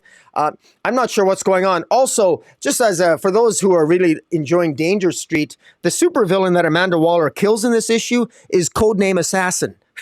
I'm pretty sure that's Codename Assassin, who is from the 1970s, and he actually stands up to her. But of course, now I didn't know Amanda Waller has the ability to disarm a supervillain so handily like that, and then catch his gun and then shoot him. Is this really Amanda Waller? Amanda Waller. I'm sorry, but she's a fat black woman with an attitude. To my knowledge, she's got no experience in hand-to-hand combat. Although maybe I'm doing her a disservice. Maybe she's like the Kingpin and she actually can move that weight around quite fast. She has to have some protection, I would imagine. But Amanda Waller is still a giant question mark in the DC universe. She's been handled absolutely terribly, and what makes it unforgivable is that she's overused and handled badly. If you're going to overuse a character, I remember back in the day that Deathstroke was overused, but even when Deathstroke was overused, he was still kind of cool when he showed up. He was written consistently even when he was overused. Amanda Waller's never, the only thing you know about Amanda Waller is that they use her inconsistently. She's a hero in one story, then she's an anti-hero, then she's a villain, and then she's kind of nice, and then she kind of isn't. And in fact, they even portrayed her like that in the Peacemaker TV show. She's kind of all over the board, and even in the movies. They got to shit or get off the pot. What is she? Is there more than one? Anyways, it's a little bit frustrating, but I will say this clearly: moving into the dawn of the DCU, there's this narrative here that Amanda Waller is potentially the massive mastermind villain behind the scenes, talking about a massive threat to the DC universe, and she actually believes that the true threat to the DC universe is that it has all these superheroes, and the only thing that can save the planet is by getting all the supervillains to kill the superheroes. That's where we're at right now. And I don't know if that's just bad writing or misdirection. I hope it's just misdirection and this goes somewhere. But I got to tell you, Joshua Williamson, he's not exactly someone who's good at telling other writers, giving them guidance. And we saw that in the abortion called Dark Crisis and all those side issues with World Without a Justice League. So hopefully I'm wrong, but we'll see moving forward. I love that. I laughed when you said "shit or get off the pot" because you said Amanda Waller's a big question mark in the DC universe. And for a second, I thought you said a skid mark. That would, that would be a good description of it. Who's Amanda Waller? Well, she's the skid mark of the DC universe. Yeah, so DC, get off the pot with Amanda. Figure out what you want to do. Like maybe the one thing that she'll have to do. One of my favorite series of all time is the 50-issue run of the Adrian Chase Vigilante series. Yeah. And it ended in such a way that Adrian Chase, spoilers for a series that's, 30 years old now, he ended up killing himself because he had sort of become that line from Batman, right? You live long enough to become the villain. Yeah. And he had become the villain. And he realized that if he really was going to live his life or do what he professed to do, which was, offer a final solution for people that were taking the law into their own hands. And that had become himself, and so he killed himself. Maybe redemption for Amanda Waller is her taking her own life. Not that I condone suicide or want to celebrate it or whatever. But Amanda Waller has so far jumped the shark. I don't know what you do with the character at this point. I really don't. She's the most despicable character in the entire DCU. It's ridiculous. So, yeah. All right, let's move on. Catwoman number 55 is up next, written by Tini Howard. We have art by Nico Leone. Colors are by Veronica Gandini. Letters by Scottoni. What'd you think of this, Rock? This is, it's kind of more of the same from Tini Howard. This is Rise and Revenge Part 5. This feels like when I read this twice, and I was taking notes about it, and the question that I kept coming back to is, what story is Tini Howard trying to tell? What is she trying to say about Selina Kyle? And I'm really not clear what it is, and this issue just confused me all the more. Her run started off with Selina Kyle falling in love with Valmont.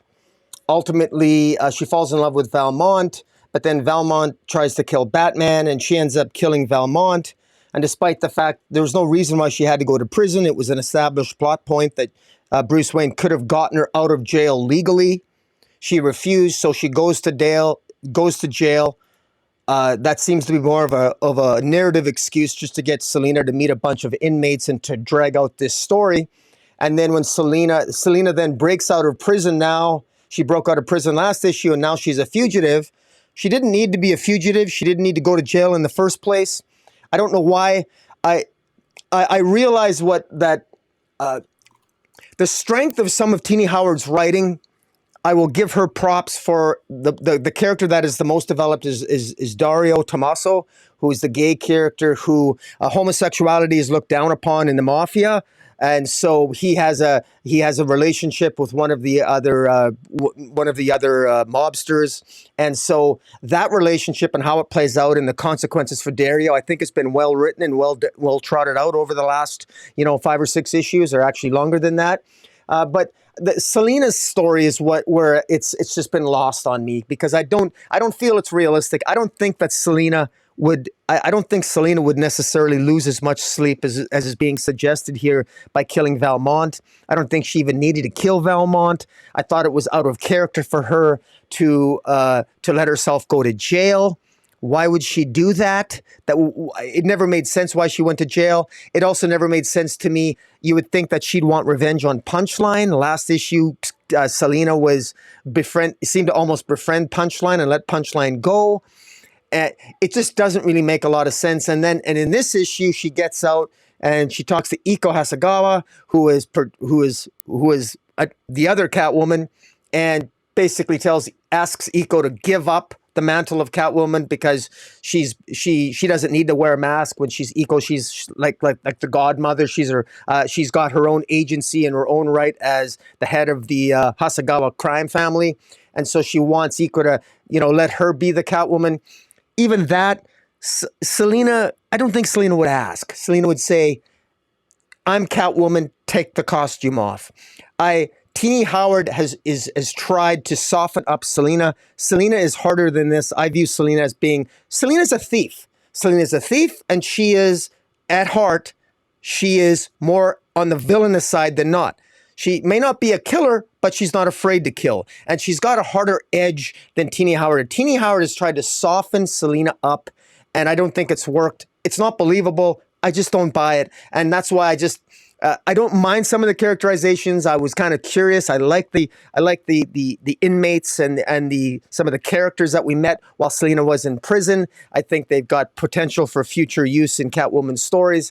But the way this all leads to an ending here, where Selena confronts Don Tommaso, who Dario, Tomcat's father, and basically says to him, "Look, you're the only rational mobster here.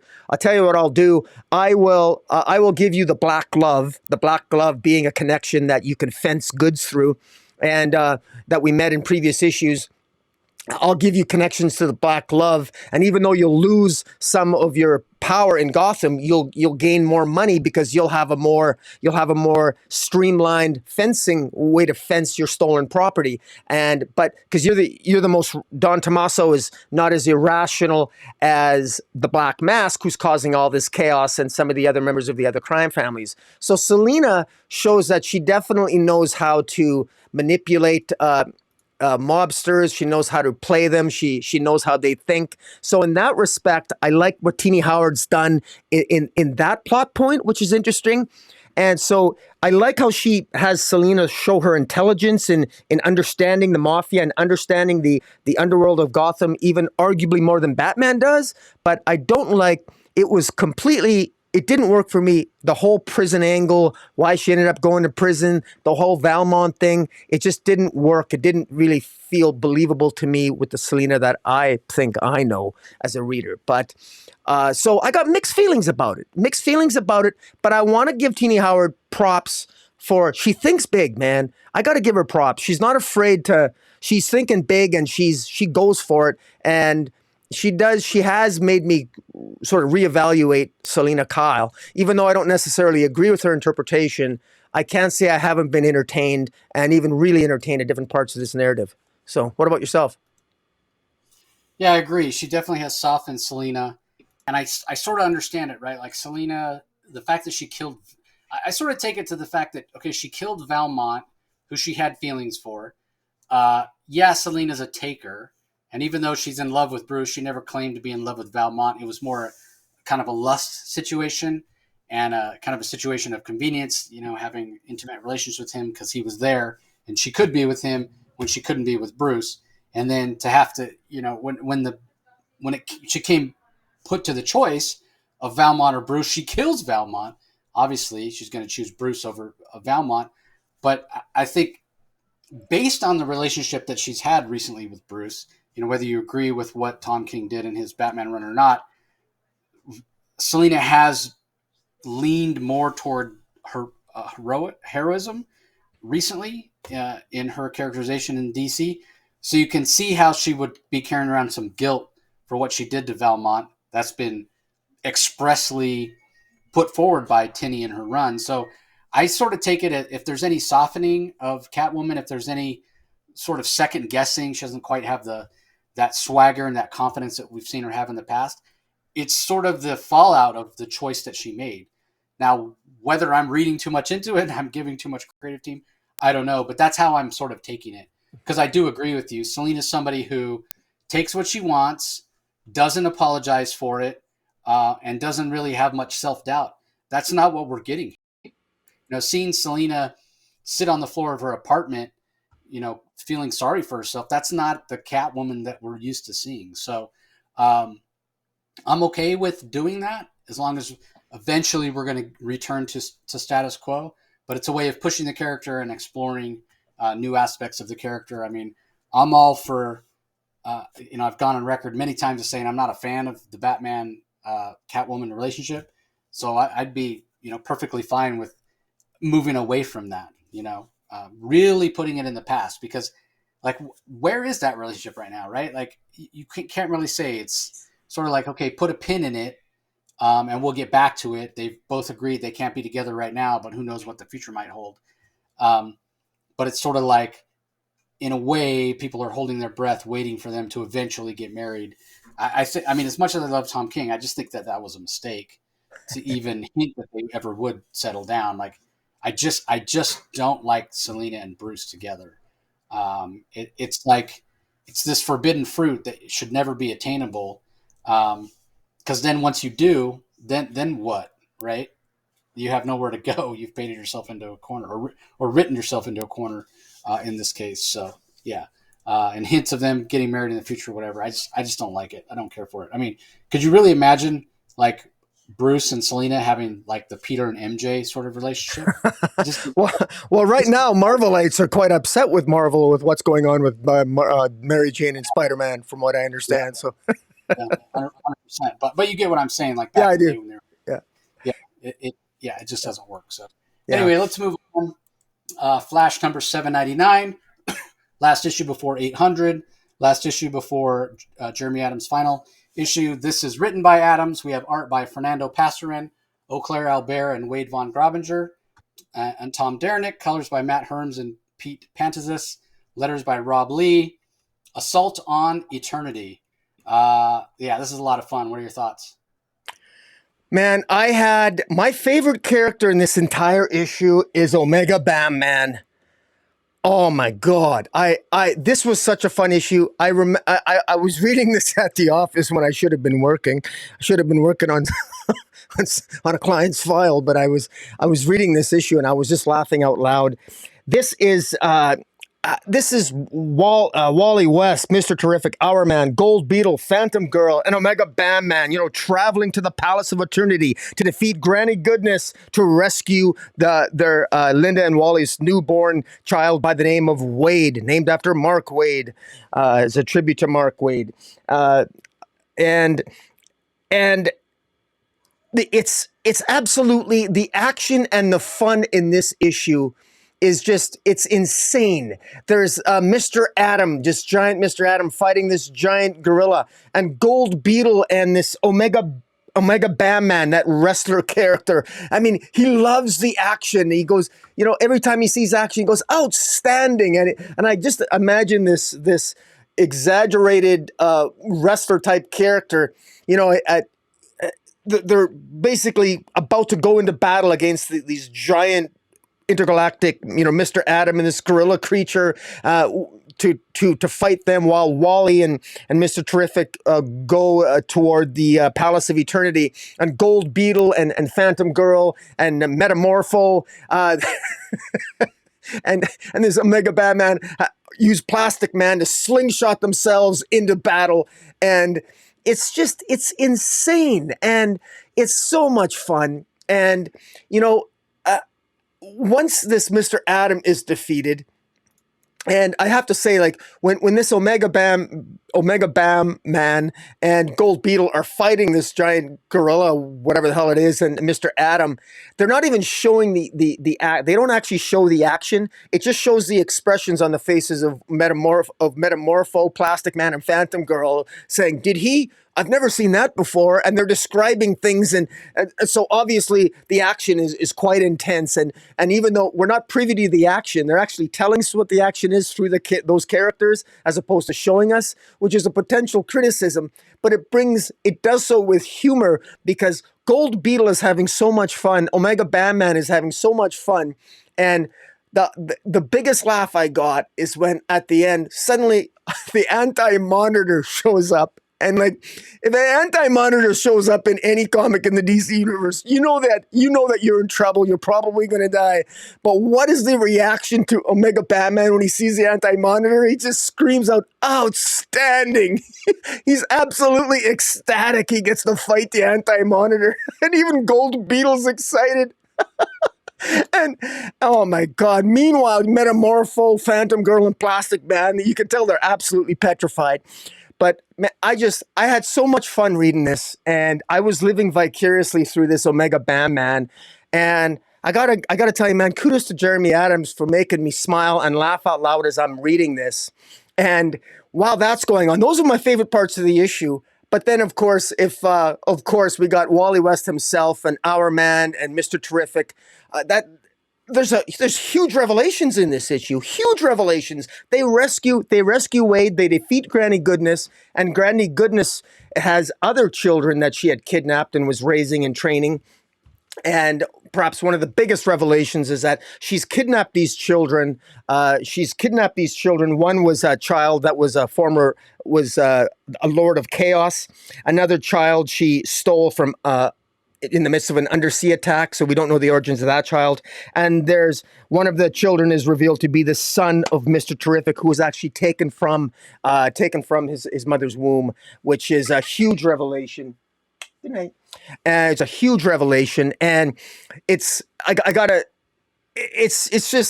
incredible, because when I to know that Mr. Terrific now has his son back, and we got these three new kids that are former, I guess, minions of Granny Goodness. We got Wade, we got these. We just got further. We got so many additions now. When you think of the next generation, the legacy characters in the DC universe, let's add them up just in the last year alone. We've got the Lost Children under Jeff Johns. We've got the Green Arrow family with Red Canary and Leon Harper coming back. We got the Superman family with the Super Twins. We got the Flash family, Jay, Irie, Wade. We got these three new kids from Granny Goodness, Yara Flor. We got the daughter of Wonder Woman, Trinity, supposedly, and now when Tom King starts writing Wonder Woman. We got Andy Curry, Jackson Hyde, Gold Beetle. We got all the Lazarus Reign characters. I mean, we really have seen in the last 6 months to a year, certainly in the last 2 years, a huge expansion of DC characters. And I got to tell you, this is probably one of the most. It's amazing the difference that a year can make. Because last year at this time, I wasn't feeling this good about the DC universe, but this issue was just. I'm so happy with this issue. I just don't want Jeremy Adams to leave this issue. But I got to tell you this: at the end of this issue, when they rescue Wade, they're going back home. What Jeremy Adams does is brilliant. Jeremy Adams has stated he's let lead to a number of people that he did have many Flash stories planned before he was taken out of Flash. And this issue, before they make it back home, they go on many adventures. The Mr. Terrific, Wally West, and all the people Our Man, Gold Beetle, Phantom Girl. They go on many adventures together, and you can tell they spend, I don't know, it looks like 6 months to a year. And they got all these other adventures that they went on, but we don't know what those adventures were. So, but ultimately, he does return to Linda, to the Wally, to his family with Wade safely in his on his chest, and we know that there's lots of Flash adventures that Jeremy Adams probably hopes to tell if he ever comes back to the title, because we have this period of time that Jeremy Adams has incorporated into his story that if he ever comes back and wants to tell a Flash story, he can tell it. And I just thought this was so well done. Jeremy Adams, he had to rework some of these endings. I think it's clear because he was taken off the title and he couldn't tell all the Wally West stories he wanted to tell. But for having to maybe truncate this story and leading into Flash 800, I think this was just such a joy of an issue to read, and some huge revelations from Mr. Terrific. If you're a fan of Mr. Terrific, he's got his son back now. And, you know, the DC universe continues to grow. And man, DC, thank you for putting Jeremy Adams, at least the consolation prize with him writing Jay Garrick. Now, at least we have that. But I love this issue. This was my favorite comic of the week, to be very blunt about it. But what do you think? Yeah, I mean, I loved it. The art was fantastic. Yeah, like you said, Jeremy set himself up. If he ever comes back, he's got stories to tell, stories to fill in. And one thing you didn't mention, so we see Wally. He rescues Wade, and that was fantastic. The scene where he actually rescues Wade, where able he's able to catch Granny Goodness, even though she has a piece of this eternity fragment, and supposedly she can keep running forever in the eternity corridor or what have you. And he's not supposed to be able to reach her. And he shows, yeah, I am the fastest being in the universe, and you know, because it's his son. Anybody who's a parent will know how much you'll push yourself for your kids. He is able to overcome that. And catch her, and you know, gets back on the ship, and they're all going back home, and he's in this classic, you know, red and gold Flash costume. And then when we see him arrive finally back home, after the whirly-gog or whatever it is that breaks on the Fair Play ship, they do eventually get back home. He's got the huge bushy beard, as Rocky mentioned, to show how much time has passed, but he's no longer wearing the classic Flash costume, right? The red and gold. He's back to the silver and red Flash costume that we saw when DC Rebirth happened, the Brett Booth Titan series. I think Jeff Johns was the writer on that Huh? when it started. It's a good point. But yeah. So interesting. Like when did it shift? When did it change? What exactly happened in that time? I guess we'll see. And he wasn't gone too long, because Wade doesn't look that much bigger. I mean, if I had to nitpick on anything, and it's a minor nitpick, but I did notice it, and I'll toss it out there because I know Jeremy will probably say something to me about it next time I see him. Uh, yeah, Wade got taken when he was only a few days old. When Granny has him, Granny, he looks older than a 2 day old. You know, looks older, looks bigger than a newborn. I'll put it that way. But you know, chalk Yeah. it up to comic, what have you. But when Wally does finally get back to Linda, he is still very much a small child. So maybe a month or two, certainly enough time for Jeremy to tell any number of stories. And I hope we get those stories someday. I'm sure Jeremy hopes so as well. So, yeah, fantastic issue. I thought the art was solid. I do wish that it had been Fernando Pasarin art throughout, but you know, ever since this title went on bi-weekly schedule, it's just, I think it's too much to ask for one artist to do the whole thing. So not surprised, but yeah, a lot of fun. And we know 800 will be kind of its own thing, anniversary issue. You know, Jeremy will have stories in there, but there'll be stories by other writers. And then, you know, I guess we'll see. I don't know what cosmic space horror Flash means, but that's what we're getting from Cy Spurrier. But yeah, like Rocky mentioned, we are getting the Jay Garrick series with Judy Garrick as well. We know that Jeremy co-wrote Flashpoint Beyond, where we first got hints of those lost children with Jeff Johns, and then obviously that continued in Jeff Johns' series with Todd Knock, Stargirls and the Lost Children. So now we saw in the final issue of that, Judy reunited with Jay, and now we'll get more of that story of those two. Jay with the daughter that he forgot that he had.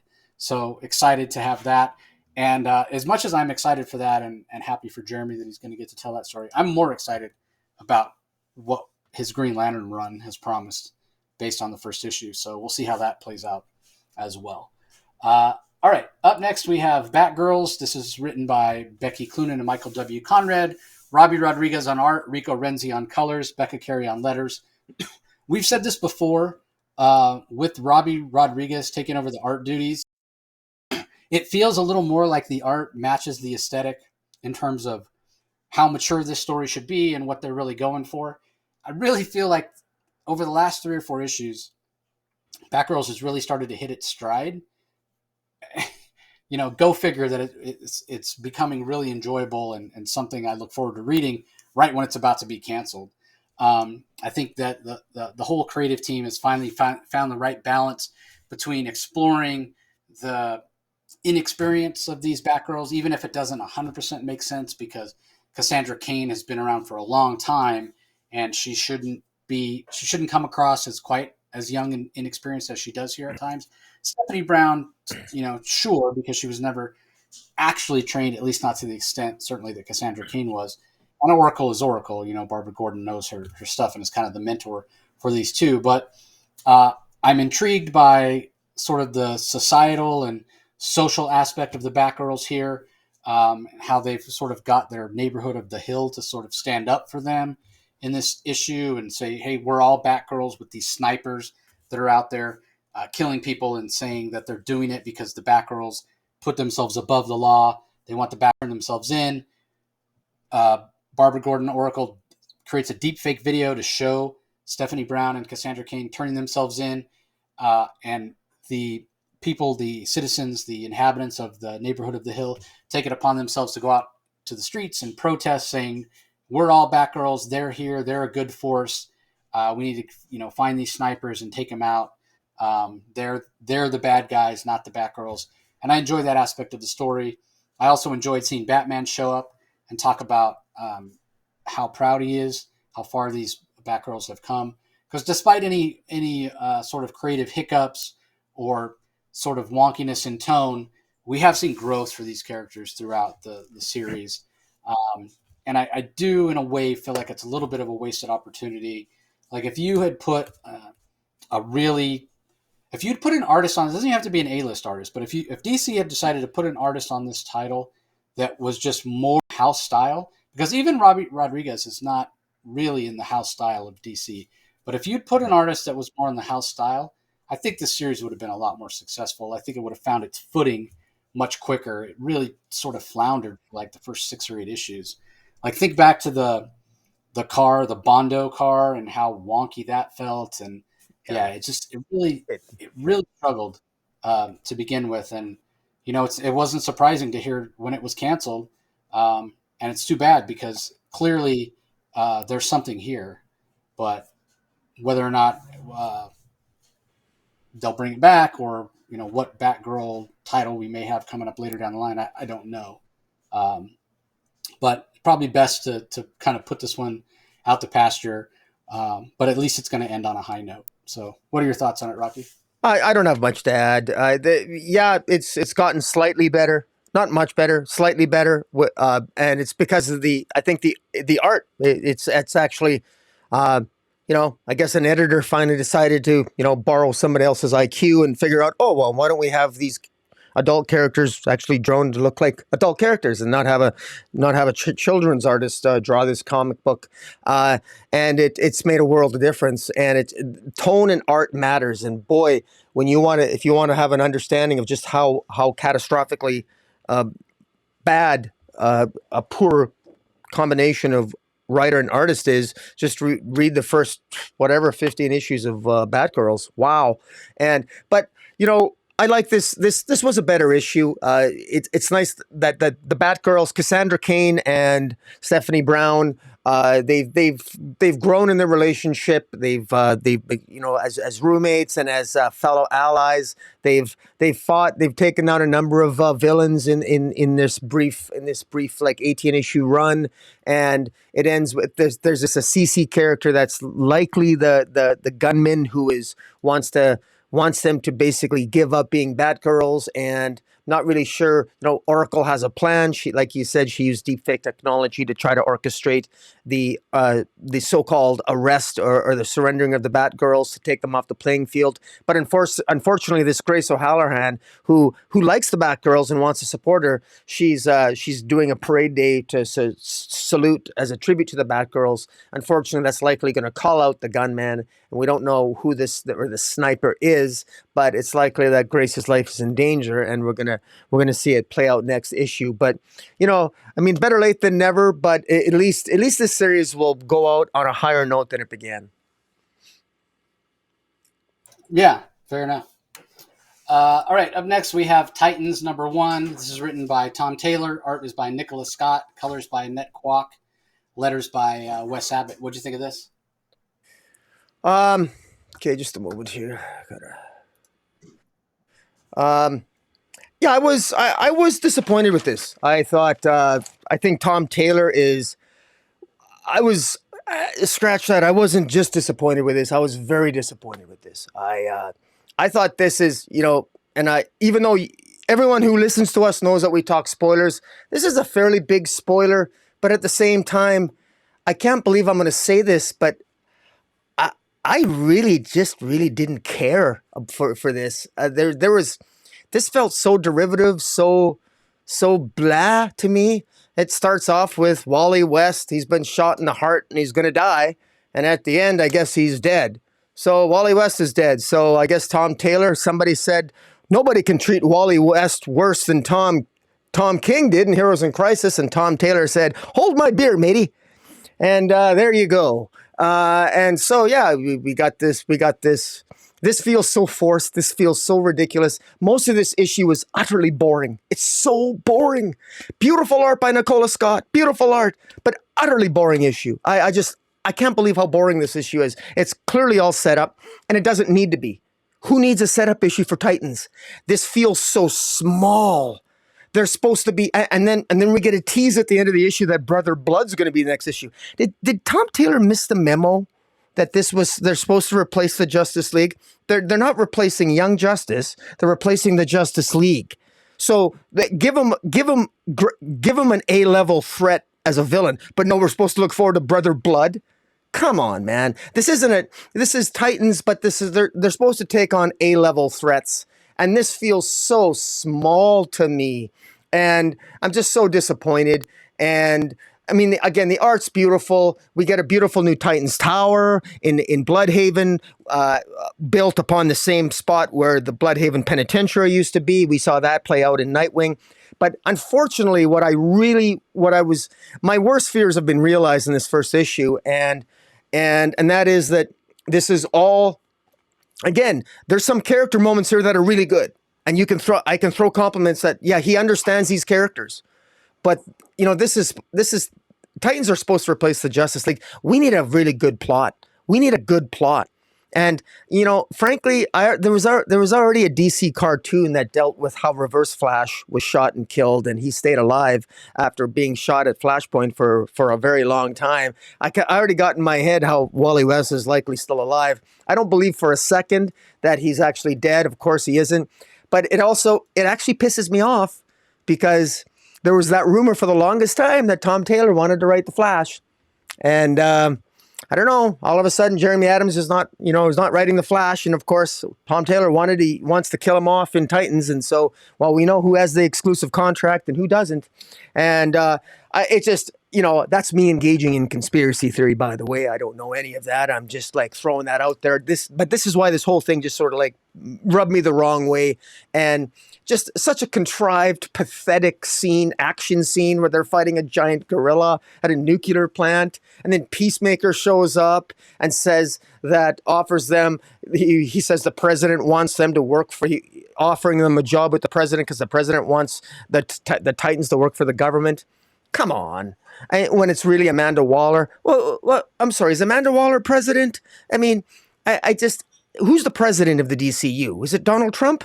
I'm asking for a friend. This whole thing just seems ridiculous to me. And the whole thing just rubbed me the wrong way. And beautiful art. But I got to tell you, man, this just seems so by the numbers and boring, boring, boring. I mean, come on, man. And then I'm supposed to, we got to wait, we get to wait 6, 7 issues to find out who shot Wally West. And I don't, I find myself not even caring. I mean, I've already forgotten about Heartless over in Nightwing. Maybe it was Heartless. Maybe he did it. Um, but in any event, I just thought this thing was a huge disappointment plot wise. I was looking for plot here. We got the real good character development over in Nightwing. I thought Titans was at least going to elevate this, give us good plotting here, and we don't have that. And I was just I'm just I'm just I'm just so disappointed. And I suspect you disagree with me, but tell me, I'm curious to hear your thoughts. Well, wait, I liked it. You didn't like it? Is that you Yeah, didn't? yeah, that's right. Yeah, yeah, you got Like, that, did you? you disagree. You didn't like it. I liked it. Is it a little slow? Yeah, I'll say it's a little slow. Is it a little setup? It's actually a lot of setup. You're right. The art is absolutely gorgeous. I could say I almost don't care about the plot if I get to see art this beautiful from Nicola Scott. But there is plot there. And I take it with a grain of salt when it's a Tom Taylor book because I know I'm going to sacrifice some plot and some story momentum for character moments. And I know that going in, and I'm okay with that. And we get some great character moments, and not just character moments that you might expect, like relationship between Raven and Beast Boy, which it was all about, um, Nightwing and Starfire back in the classic Wolfman Perez Titans, and maybe this Titans will be sort of defined by the relationship between Beast Boy and Raven, and I'm perfectly fine with that. It's not just those character moments that you might expect, like exploring their relationship as it's sort of in its fledgling stages, but also character moments like what's going on with Tempest. I love that Tempest shows up here. I love seeing Nicholas Scott draw Tempest, and I love that he turns Nightwing down and Donna Troy. These are two of his oldest friends. They've been through battles together. They've been through wars with each other. What is it that and who is it that Garth is working with that he's willing to turn the Titans down? Tempest knows what's at stake, It's and Amanda yet he Waller, I'm sure. very well could be. But I love it as he dives into the ocean. It's like good luck with your 25% of the Earth, right? Because Yeah. the ocean covers 71%. So again, these are moments that are plot defining character moments, I think.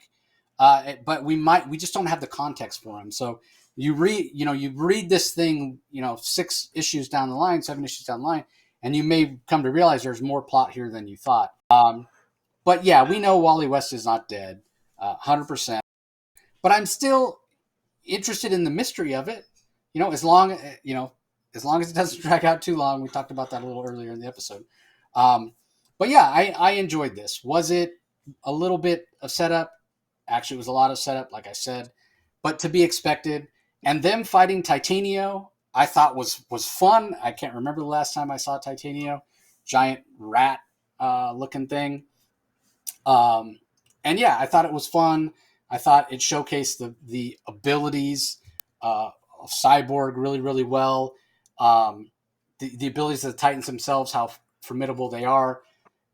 It did kind of bug me a little bit that so we know that the Beast Boy can change, right? Change in any animal. And I'm never quite sure. I mean, has it been explained? Like, where does his extra mask go when he changes into a little tiny mouse? Where does the extra mask come from when he transforms into this giant creature here? So, Yeah. kind of take that with a little bit of grain of salt. Uh, We are told that his eye that he lost in Dark Crisis, we're going to find out the story of how he got it back in Tales of the Teen Titans #4, which is an upcoming 6 issue series that'll be coming later this year. I guess as far as Beast Boy and Cyborg sharing a body, that's just gone. Like, forget about that. They're never even going to bother to explain how that was resolved, which that was a huge thing when it happened. Remember, we were like, wait, yeah. what? I mean, it worked and felt wonky and everybody hated it. So I guess we'll just ignore it. Um, but yeah, that's neither here nor there. But I did enjoy this. I'm curious to see where it's going. And yeah, conspiracy, Amanda Waller, blah blah blah. God, I hope we don't get too much of her in this. I get it. enough of her in everywhere else she's showing up in the DCU. And I'm also getting a little tired of seeing Peacemaker show up everywhere as well. Like I get it, DC. He had a hit TV show. It doesn't mean he needs to be in every comic. Like don't. That's a Marvel move where something hits and then you all of a sudden, oh, Black Panther's coming out. Let's have 6 Black Panther series. Oh, Iron Man was wildly successful. Let's have 6 Iron Man series. No, slow your roll on Peacemaker. We've seen more than enough. All right, let's move on. I think I feel another rant coming on. Wonder Woman number 799. Becky Cloonan and Michael W. Conrad are the writers. Aletha Martinez, Mark Morales, Megan Hetrick, Juan Ferreira, Terry Dodson, Rachel Dodson, and Paulina Ganeschow are the artists. Bonvillain, Dodson, and Ferreira handle the colors. Pat Brosso on letters. This is Whatever Happened to the Warrior of Truth, Part 1. And I guess there's only going to be 2 parts because I can't imagine it goes past 800. But anyway, what'd you think of this? Well, Dare I ask? I'm not gonna, I don't think this is gonna turn into a rant. You know, I this issue, we know that issue 800 is coming, and so we know at some point this Clunerads are just wrapping up whatever story they want to tell here. We know that we just finished Revenge of the Gods, and apparently it's just revealed this issue that Wonder Woman apparently was really tired after Revenge of the Gods, and she decided to have a nap on Themyscira, and she just can't wake up, and she just doesn't wake up. And meanwhile, Wonder Woman is dreaming while Wonder Woman is is asleep and dreaming. The entire issue consists of various artists, all of the artists. There's a whole slew of artists here. All of the artists that have worked on Wonder Woman since Clunrad's ran began: Aletha Martinez, Mark Morales, Megan Hetrick, Juan Ferreira, and Terry Dodson. They all take turns drawing the various dreams that the various characters have. Etta Candy dreams that she's in World War II and a member of the Holiday Girls, which is a sort of a nice Golden Age callback. Steve Trevor dreams that he's fighting Nazis in World War II as a World War II pilot, and he meets Wonder Woman. That's drawn by Terry Dodson. We got Ziggy dreaming that he's fighting alongside Wonder Woman at Ragnarok, which is the final battle at the end of time when everything's just, leading to the ultimate battle. We got Queen Nubia, who has a dream that she meets young Diana, and this is where they I think they very nicely incorporate the Young Diana backup series in this as well. So the Young Diana backup actually is incorporated into this particular story in the form of a dream. And all this is a way of all of Wonder Woman's the main cast, from Etta Candy, Steve Trevor, and Ziggy, and Queen Nubia. They're all having these dreams, while at the same time, Wonder Woman is apparently having dreams as well. And to what end? For what purpose? We don't really know. All of these dreams, there's nothing that unifies these dreams. It literally just seems like an excuse for these artists to draw, to pay homage to different iterations of Wonder Woman. In World War II, the Dodsons get to draw Nazis, so that's cool. So it's kind of cool to see. We get to see the Holiday Girls, except with a black Etta Candy instead of a white one, as a nice callback to the Golden Age with a twist. Ziggy, we get a callback, I guess, to him in Clunrad's first story arc, where she first met Ziggy, and they fought in Asgard. And so there's some nice callbacks here to both Wonder Woman lore in particular, and also in the Clunrad's run, generally speaking. And what about all these dreams? How are all these dreams linked? We've got no idea. We just know that this is part 1 of a story arc called Whatever Happened to the Warrior of Truth. Well, Wonder Woman's asleep and she's not waking up. And what does any of that have to do with all those dreams? I've got really no idea. And there is no indication as to who the villain is, what's causing it. I got to say, it's really, it's very underwhelming. I like the art. This is one situation where having multiple artists actually suits the narrative, because it's they're all having different dreams, and people dream, and it makes sense that they would dream in different styles and different different looks and different kinds of artistic renditions. So it works in that respect, but it's more convenience. And while it might suit the narrative is just plain boring. In fact, this is more boring than Titans #1. I'll give it that. But Wow. but Wow. Uh, that's saying I something. gotta. Yeah, I'm never a big fan of a bunch of artists. Yes, does it make sense story wise? Yes, it makes sense story wise. But this guy, it sort of feels like, okay, they had this idea for 800 that they were going to have a bunch of different artists. It's going to be an oversized issue. Well, let's just extend that to 7.99 as well. And they are bringing on a lot of artists that have recently worked on. Paulina Ganesha doing the young Diana gets to be in the main story here. Which feels kind of wonky in and of itself. So yeah, I have no idea where this is going either. You say it's boring. It's like I don't think we have enough to know what the heck's going on. Like, yes, everybody's having dreams about Wonder Woman in different iterations in different eras, and Wonder Woman herself is asleep with the power of her new divine powers and can't wake up, and that's literally all we know. And you could have technically done that in one page. You could have had one splash page Yeah. showing Wonder Woman asleep, not being able to wake up, and somebody could have said, "Yeah, she can't wake up, and all her friends, all her acquaintances are all having strange dreams." That's it. That is literally it. That Yeah. is literally. Um, is the art interesting? Is it cool? Yeah, I mean, I'm a fan of some of these artists more than others. Terry Dodson's World War II, Steve Trevor Dream was really interesting. The Paulina Ganesha interests me less because it's just not a style that I typically enjoy. So, yeah, is it boring? Unfortunately, yeah, a little bit. Because I don't have enough information to be invested in the story. You haven't made me care about these dreams because I have literally no context for why they are dreaming this. Yeah.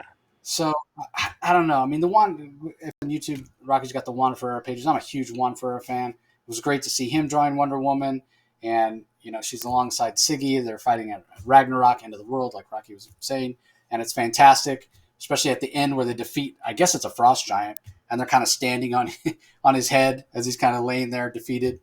Yeah, it's a great image. It's fun, beautiful colors, but again, like why do I care? I don't know why I'm supposed to care. Now, all that being said, with all the great art inside the book, the best art from this book at all, out of all the variant covers, out of all the interiors or whatever, is the Raza variant cover. It's got this reddish orange hue, and it's Wonder Woman with like some light shining down on her, and it looks very photorealistic. Like if Wonder Woman existed in real life, this is what she would look like. She's got some nice biceps, but she's still very beautiful, but very powerful.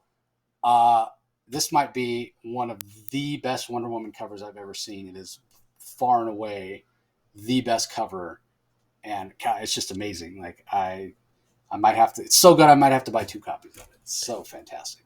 Yeah, it's a little bit more of a muscular Wonder Woman too, with like she's got a bicep there of a man almost, but there's a more of a majestic, almost feminine bodybuilder type of image. So it's unique. You don't actually quite see it. Wonder Woman quite drawn like that, built quite like that very often, and it's so, like you said, it's so realistic. It's beautifully rendered. Yeah, it's fantastic. Okay, excuse me. Last book we're going to talk about, last single issue this week, Superboy, The Man of Tomorrow, Chapter 2, written by Kenny Porter. Janoy Lindsay does the art and the colors. Lucas Gattoni on letters. I enjoyed this for the most part. I'm not the biggest fan of Lindsay's style of art, but this is Connor feeling like Connor, feeling more like the classic Superboy that I know from back even before the Jeff Johns Titans run. I love the dialogue boxes that we get in the issue from Lucas Gattoni. How they have little stitches around the boxes, kind of a throwback to his old denim jacket.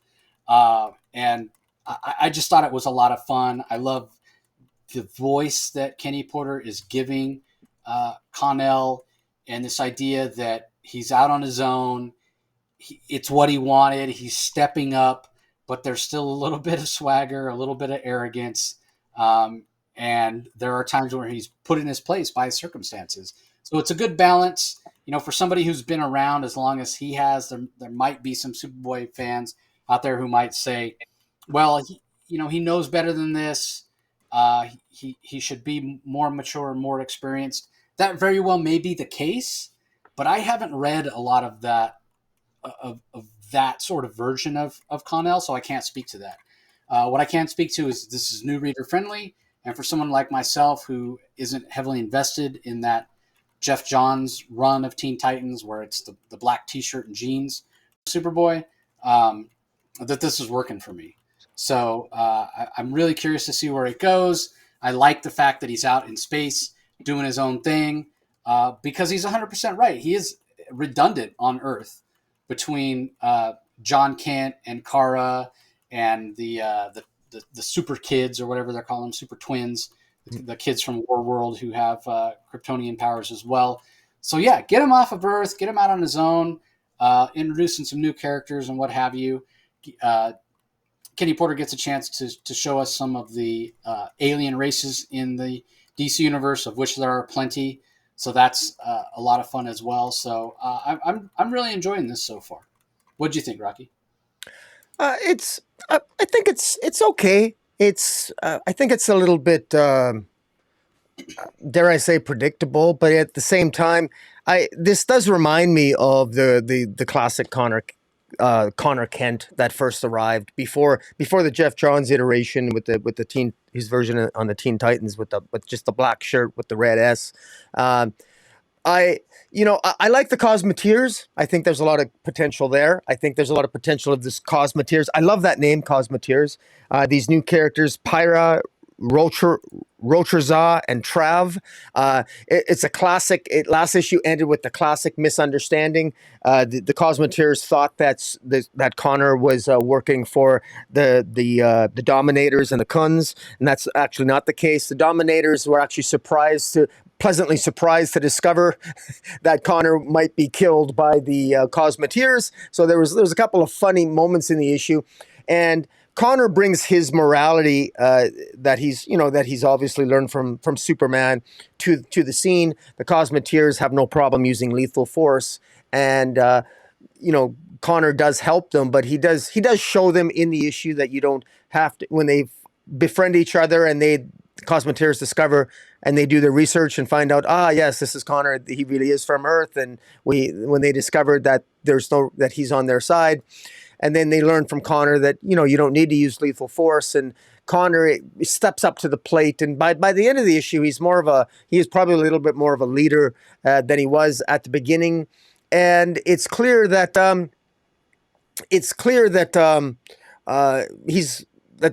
I'm not sure where this is going. Not a heck of a lot happens this issue because basically Superboy just befriends the Cosmeteers, and then by the time they realize they're on the same side, the Cosmeteer ship, which is called the Ripper, kind of a cool name, is attacked by the Dominators.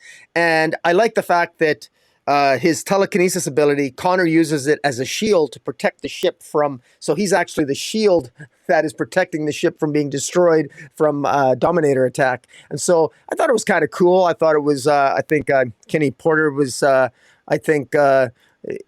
doing his best portrayal of an imagination connoisseur in some of the plot points in some of the scenes here. I think he's having a lot of fun. I think the artist, Janoy Lindsay, is also having some fun with the art as well. I thought that the design for some of these aliens is kind of cool as well. And so it's cool.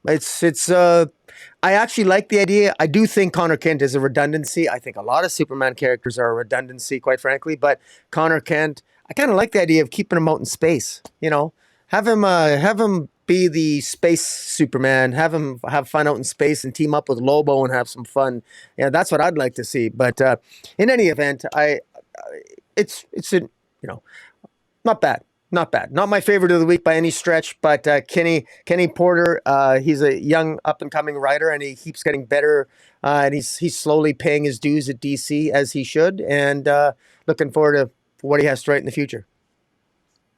Yeah, fair enough. Well, Lobo Space Dolphins and Superman lost, so you didn't Yeah, seem to like that. Uh, yeah. maybe if it's Connor, it'll work for you. So anyway, that does it for the single issues this week. As I said, there are a few collections. In case anybody hasn't read Flashpoint, if you're a DC fan, you've had your head in the sand for the last 20 years. There is a new Flashpoint trade paperback that collects the 5 issues of Flashpoint. There's also the first issue of the Black Adam series. We just talked about issue number 11. Volume 1, which collects issues 1 through 6, is out this week. And then Flash, the Fastest Man Alive, which collects the 3 issue um, official movie tie-in, which I read the first issue, didn't really speak to me. Maybe it's because I didn't know what the movie was going to be about. Maybe it's something I'll read after I go and see the film. But anyway, if you want to read it, it does tie into the film. Written by the writer we were just talking about, Kenny Porter, Jason Howard on art. So that's out this week as well. Well, we know your favorite book of the week, Rocky. You want to remind everybody what it was? Yes, it was absolutely. It was the Flash. It was the Flash. And I think I can probably guess your pick of the week, but you go ahead and say it. Yeah, I'm going with The Vigil. I'm Yeah, that's going a with good The pick. Vigil, number one. Yeah, I mean, this is probably the most fun I've had reading a comic in a long time. I thought it was excellent. Probably the best comic I've read since probably Riddler One Bad Day. I Yeah. really thought it was that good. So I hope I'm not overselling it. I hope nobody picks it up and is like, what is this guy talking about? This book sucks. I was just, yeah, it blew me away. It really captured my imagination. So shout out to Ram V and Sharma, the artist, for doing a fantastic job. So that's going to do it for this episode, everybody. We appreciate you joining us as always. Don't forget to head over to YouTube if you have not already and subscribe to Rocky's channel. Just do a search for Comic Space Boom exclamation point. Once you're there, you know what to do. Subscribe, ring the notification bell, leave some comments below. All of that really helps with our visibility and giving us access to more shows and artists and content. Conversely, if you check us out on YouTube all the time and you want to listen to some of our audio only content, backlog of interviews and convention coverage and what have you, just go to wherever you get your podcast, do a search for the Comic Source, and subscribe. So that's going to do it for this episode. We appreciate the support as always, and we'll talk to you next time. Catch you later.